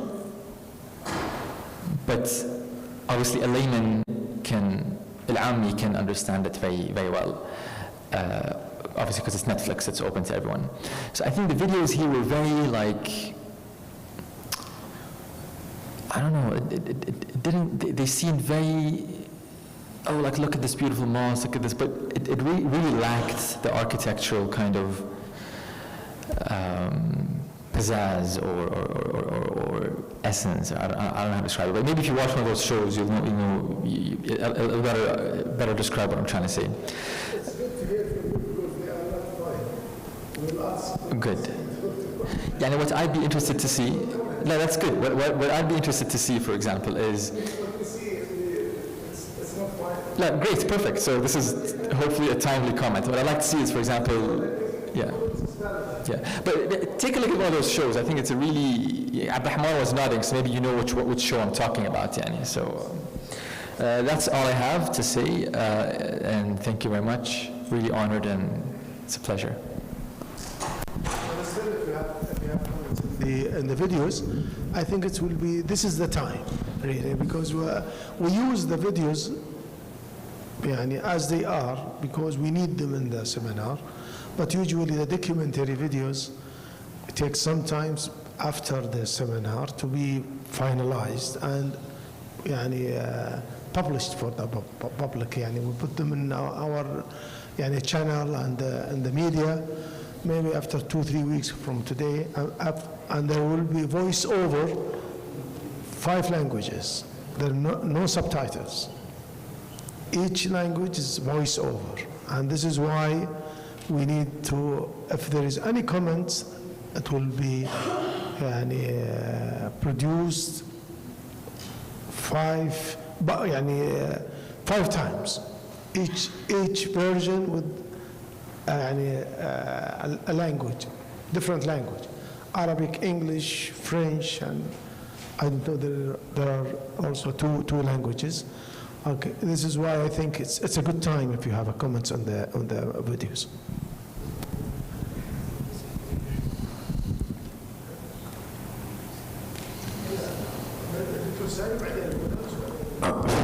Okay. Actually, as somebody, I have been working 10 years in knowledge production. I would like to echo a go point. Usually, this kind of a product is like, if you like, a human rights, no, not a human rights, human development reports, where the responsibility of the text on the shoulder of the editor, I mean, but all those who contribute on the background papers should be mentioned their name and what is their contribution. So for yeah. I'm not sure. In the beginning of each, mention who is the reviewer, the technical reviewer. Yes, it says empirical data provided. Okay. Not there. Okay. So I withdraw my. Yeah. Okay. In that case, I withdraw my. But this is, if you like, just to remind that the previous book they were mentioned. Add to your point, because and something you said also, because something that we have noticed as technical reviewers reading the book is.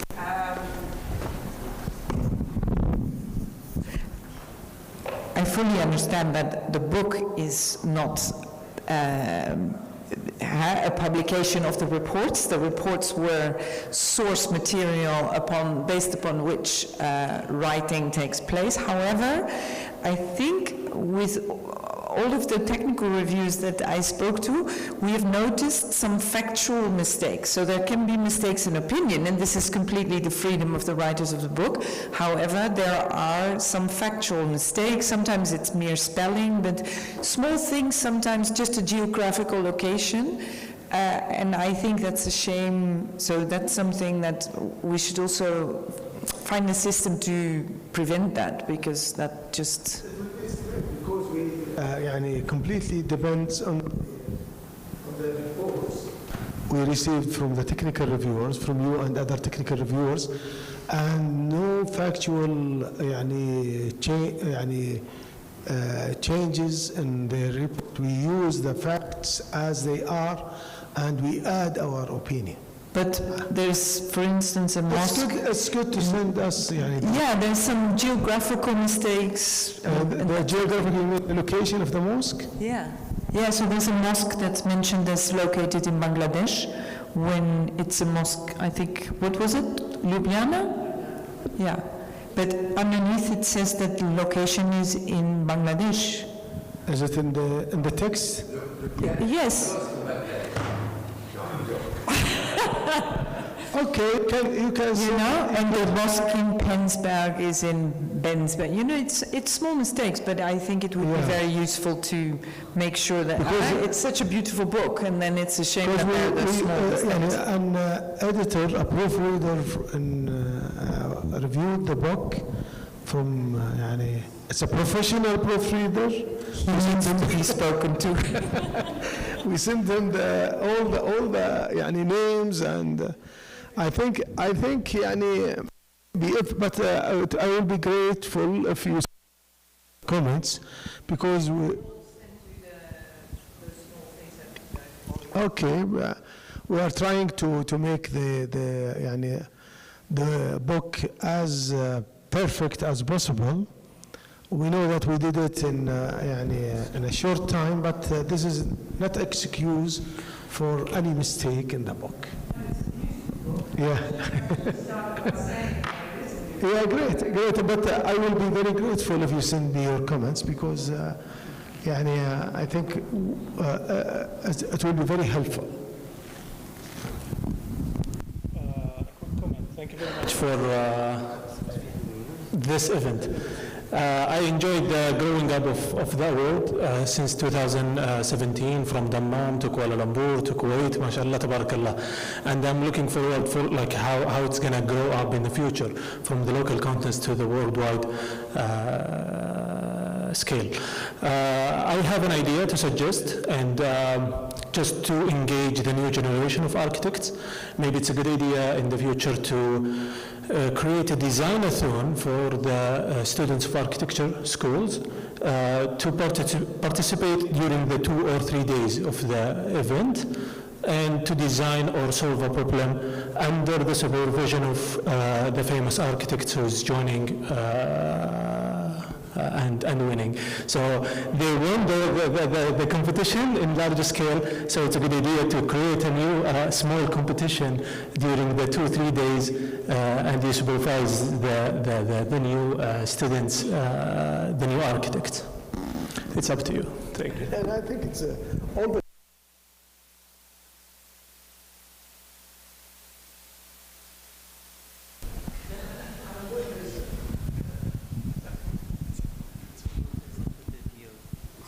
I'm the representative. Overall, I personally had a great experience with the awards. The only thing that I could probably add to the whole thing is coming from our end, not that we were kept in the dark, but there was a few times where we didn't know. Well, I should say this for myself.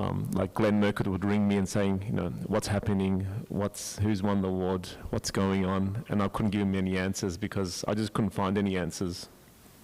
So maybe a bit more, and I know it wasn't deliberate. I'm not saying there's anything wrong with the process, but in our case, it was just a little bit more transparency, so we know how to deal with it on our end. Even with presentations, I think what Ali said about the having a slide to represent our own projects is probably a good idea, because there's certain elements we can't. You show a video, but we can't elaborate on the areas that we think it's more important for us. So I think that's probably a great idea. But overall, I had a great experience. I'm sad I'm leaving tonight. And I'll be missing you all. And that's from me. If anyone else wants to comment. Thank you.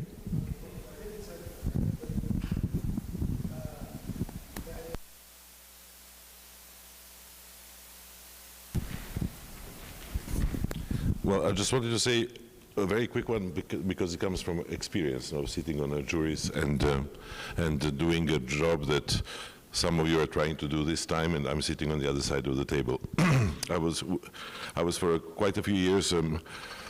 Well, we won the prize, but I was sitting on a jury and on the board of supervisors of Miss Van der Rohe Prize, and it's the same issues that you try to address here, is that also the other prizes have the same problem, and I think Ali addressed quite a few of these, or a few of these issues, not all of them. Let's say the issue of communication to younger generations. The issue, you've undertaken a very difficult task. On one side, you have the Mosquepedia project, which I think is a huge encyclopedic task, no? Which, if structured properly, can be a fantastic project, no?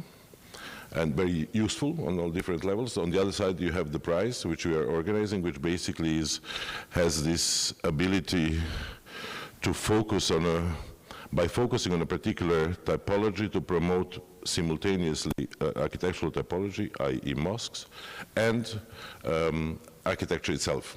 So it has to be more architectural. In that sense, I'm just talking about the films. There is maybe, for example, a necessity to be more specifically architectural if you are promoting an architectural prize in the efforts, no? And then, of course, how do you get the nominations? I know how Miss also had the same problem. Basically, you have to somehow spread the database, or spread the database of people around the world that would be not really emissaries, but I would say let's say Ms. Mandara was working with a lot of architectural centers around the world, the ones that exist, or with the kind of prominent architects in different parts of the world, i.e. Europe in Ms. case. But so basically asking people of, let's say, prominence to suggest nominations within a certain framework of the prize. So I think there's, it's a fantastic prize. You've actually started a very, very difficult process. I think it will probably take quite some time to perfect the whole process. But there are all these different layers in which I think if you want to be let's say very actual, there's a lot of space for improvement. Having said that, of course, sitting now on the other side of the table as a kind of recipient, of course I think it was a wonderful experience, and I don't need to tell you all the good things. I think it's maybe better at this moment to hear maybe a few suggestions for the future.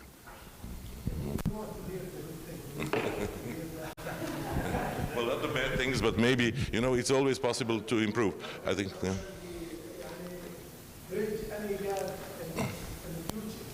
Yes, I think the process of nomination is the key issue, and it's the starting point probably, and then everything else follows after that. How do you get the names? How do you get the buildings? How do you get the right buildings? No? How do you get the, let's say, the specter of the production to show? No?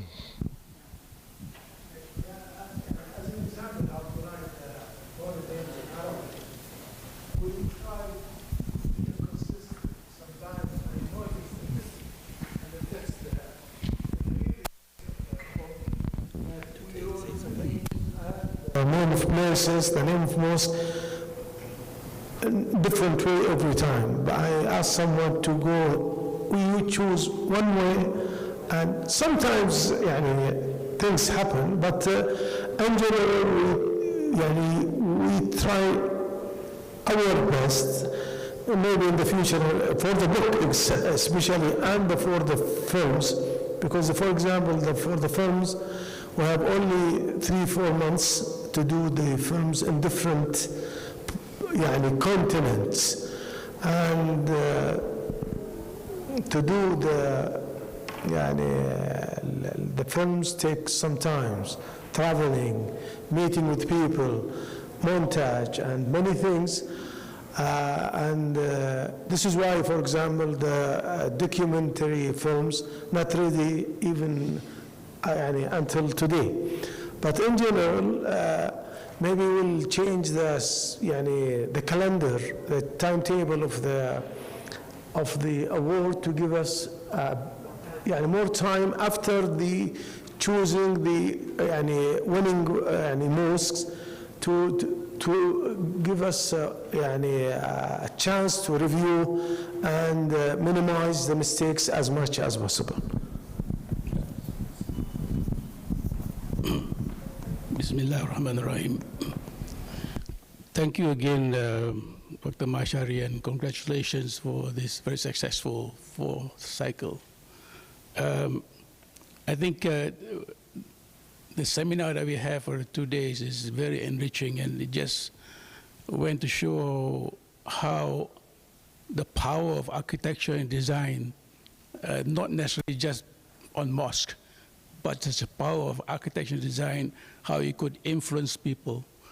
And I think it is very, very important for me to see that Al-Fawzan will flourish and be known and promoted, globally. I think it is for purpose of nomination. Perhaps we can go through all the local countries' Institute of Architects, for example.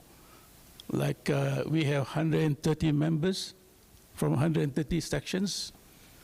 I just wonder whether you will be able to handle so many submissions if that happens, it'll be thousands, not hundreds. So that is going to be one challenge.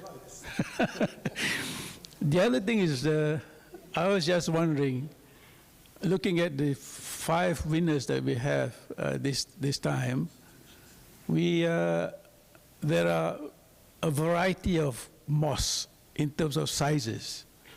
There's a small one, which is about, less than a few hundred, less than 1,000, maybe 600.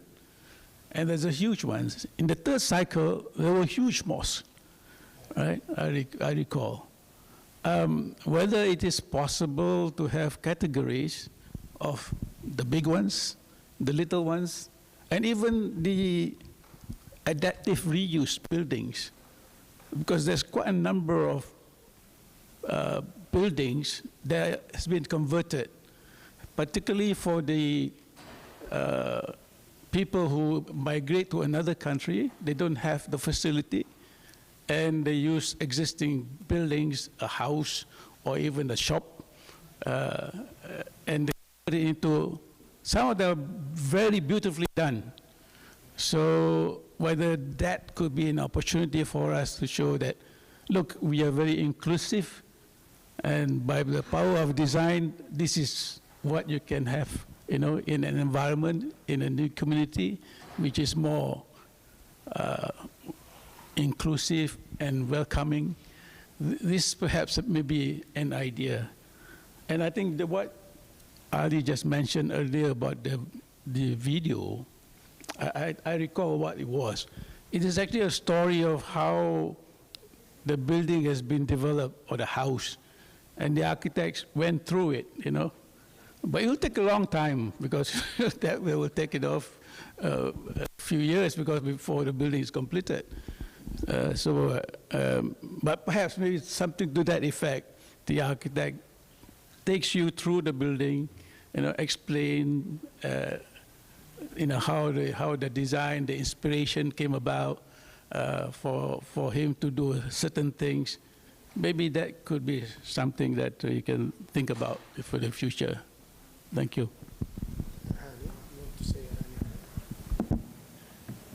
I have registered and noted down most of the comments that have been given today, and I can brief that we have to be improved in the 3 sectors: the nomination process and the categorizations of mosques, and of course one important thing that could help us to perform better to revise the calendar of the cycle, because as Dr. Mashari just said, from the time of having the final reviewing till the announcement, we have a very short time, and this should be more long in order to enable us to prepare the data and the presentation in a better way.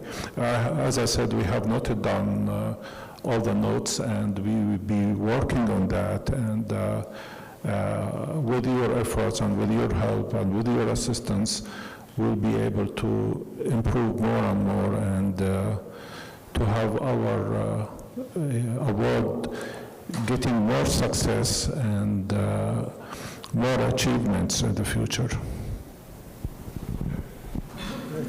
Any more comments? Aida, comment? Maybe we need to hear from you.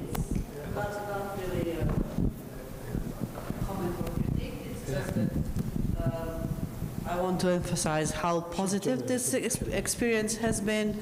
I think that we have all gained new connections, new friendships, and I would like to thank the Al Fazan Foundation for this event, not this event, but also the event in Kuwait. In general, it has been a very, very positive experience. I mean, these are just little things, that need to get, into a better point. But in general, we have now really, really wonderful, we can almost call them friendships now with people who we met. So thank you. You are welcome. We're very glad to have you, really. And inshallah, we'll have you in the future.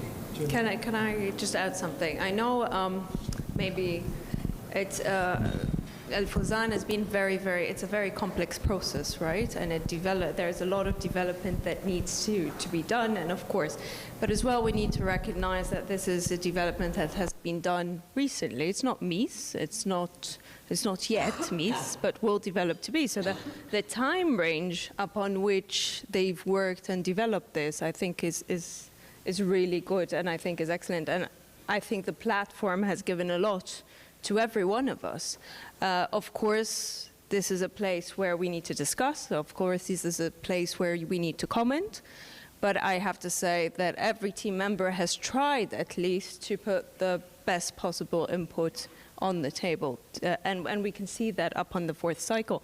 And I personally have to say that I think the seminar has been very, Dr. Galal had said this, and I think this has been the most positive in the sense of discussions, academically, I must say. On the academic level, it has been very high. I've watched the 3rd cycle, and it wasn't as academic or wasn't as high in value of what we are discussing. And I think this is brought upon the winners, the discussions, the technical reviewers, and the team behind it. So I'd like to thank again, me being here, thank the teams, thank Dr. Mashari for that. And I'm sure maybe as well, as you're growing, maybe sub-Fawzans might grow with you. So you have little subs, little children happening, but I can definitely say there's a lot of work to be done. But I think, maybe then you can branch out, and then that can, develop very well. Thank you.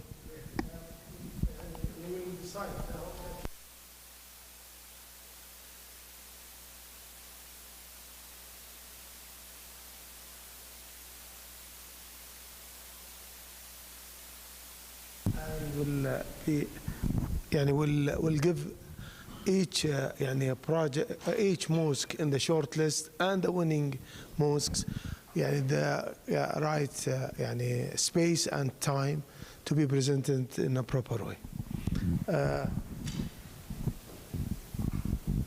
Ali Shaibi, from Saudi Arabia, and I think he was in the steering committee in Aga Khan for many years. Assalamu alaikum. Well, thank you for this wonderful opportunity. The Fawzan Award being held in Saudi Arabia and in the Muslim world, and to be on this very high standard that probably only the Aga Khan Award can compete with. Other awards are far less in its consistency and the quality and the research behind the work. It's meticulous, and I'm very thankful for the Fawzan himself and for Dr. Mishari, who is really the brain behind this award. Choosing the mosque was really an excellent social and cultural issue for Muslim communities, because Muslim communities always revolve around the mosque. So it's not just a prayer place as much as it's the place that holds the heart of this society.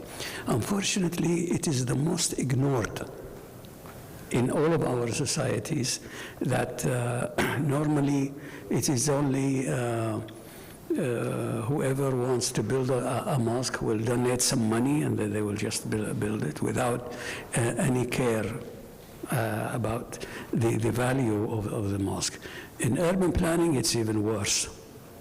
In modern planning, the mosque is ignored.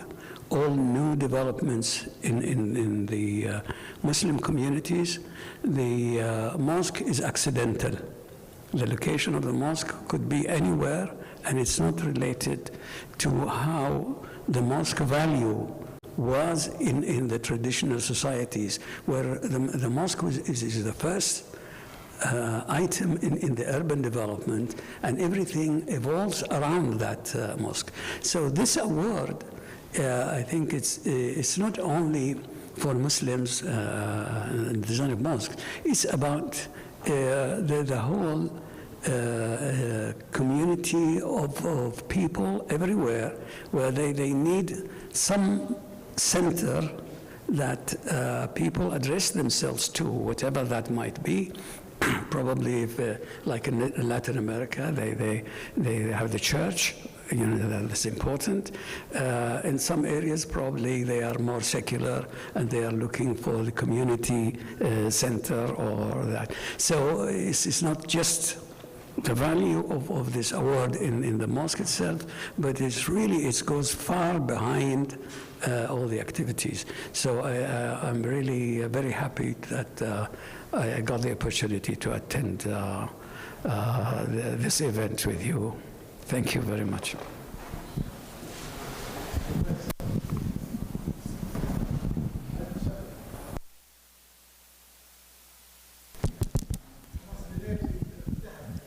خلاص? I would like us to try not to be keeping this meeting as the last connection with everybody. So please, when you go back, keep connected with us by recommendations, by ideas, by this is one point. The other point is just to make a connection with the new generation. We have a lovely student, senior student, Al Haydan. So I would like just to see any comments from your side, really. Let's hear from you. Let's hear from you. Honestly, I have nothing in mind right now, but I truly appreciate this opportunity. Just attending, seeing the part like. Can you hear me? Can you hear me clearly? Honestly, the opportunity attending, from seeing the jury in front of me, seeing great presenters and jurors, and hearing a high level of jury, and hearing the words, the choice of words, and also the building itself and how they built it, and the whole thing on its own, it's just a great experience for me to attend and hear. And it's not just a great building that is built and we take it just as a case study and then we analyze it and we present it. I see it and I kind of hear the negotiation. It's just it's an amazing experience for me, and to see it and to be reachable, my room is here and I can just reach it and attend it and hear it.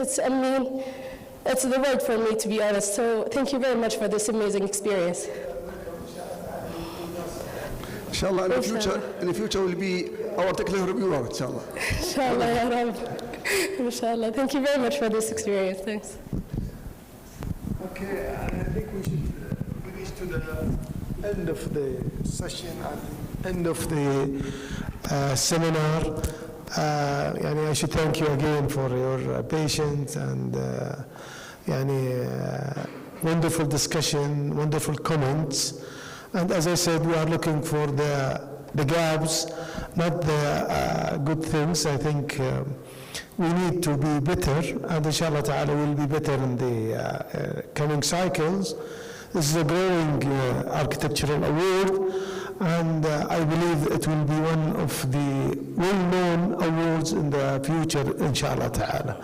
Thank you all, and we'll see you, inshallah, in our coming events. We usually have many events in every cycle. We'll have, inshallah, a conference, big conference in Bahrain, Saudi Arabia, with the King Abdul Aziz for world culture. It's about art and crafts, evolution of art and crafts in mosque. And this will be next year, and we'll have our main conference in Istanbul, inshallah ta'ala, in the year after.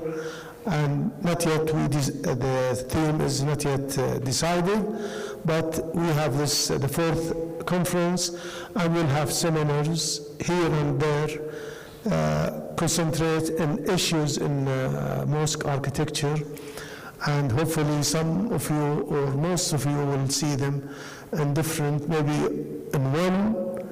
in each one of them, or few of you will see you in different events in the future.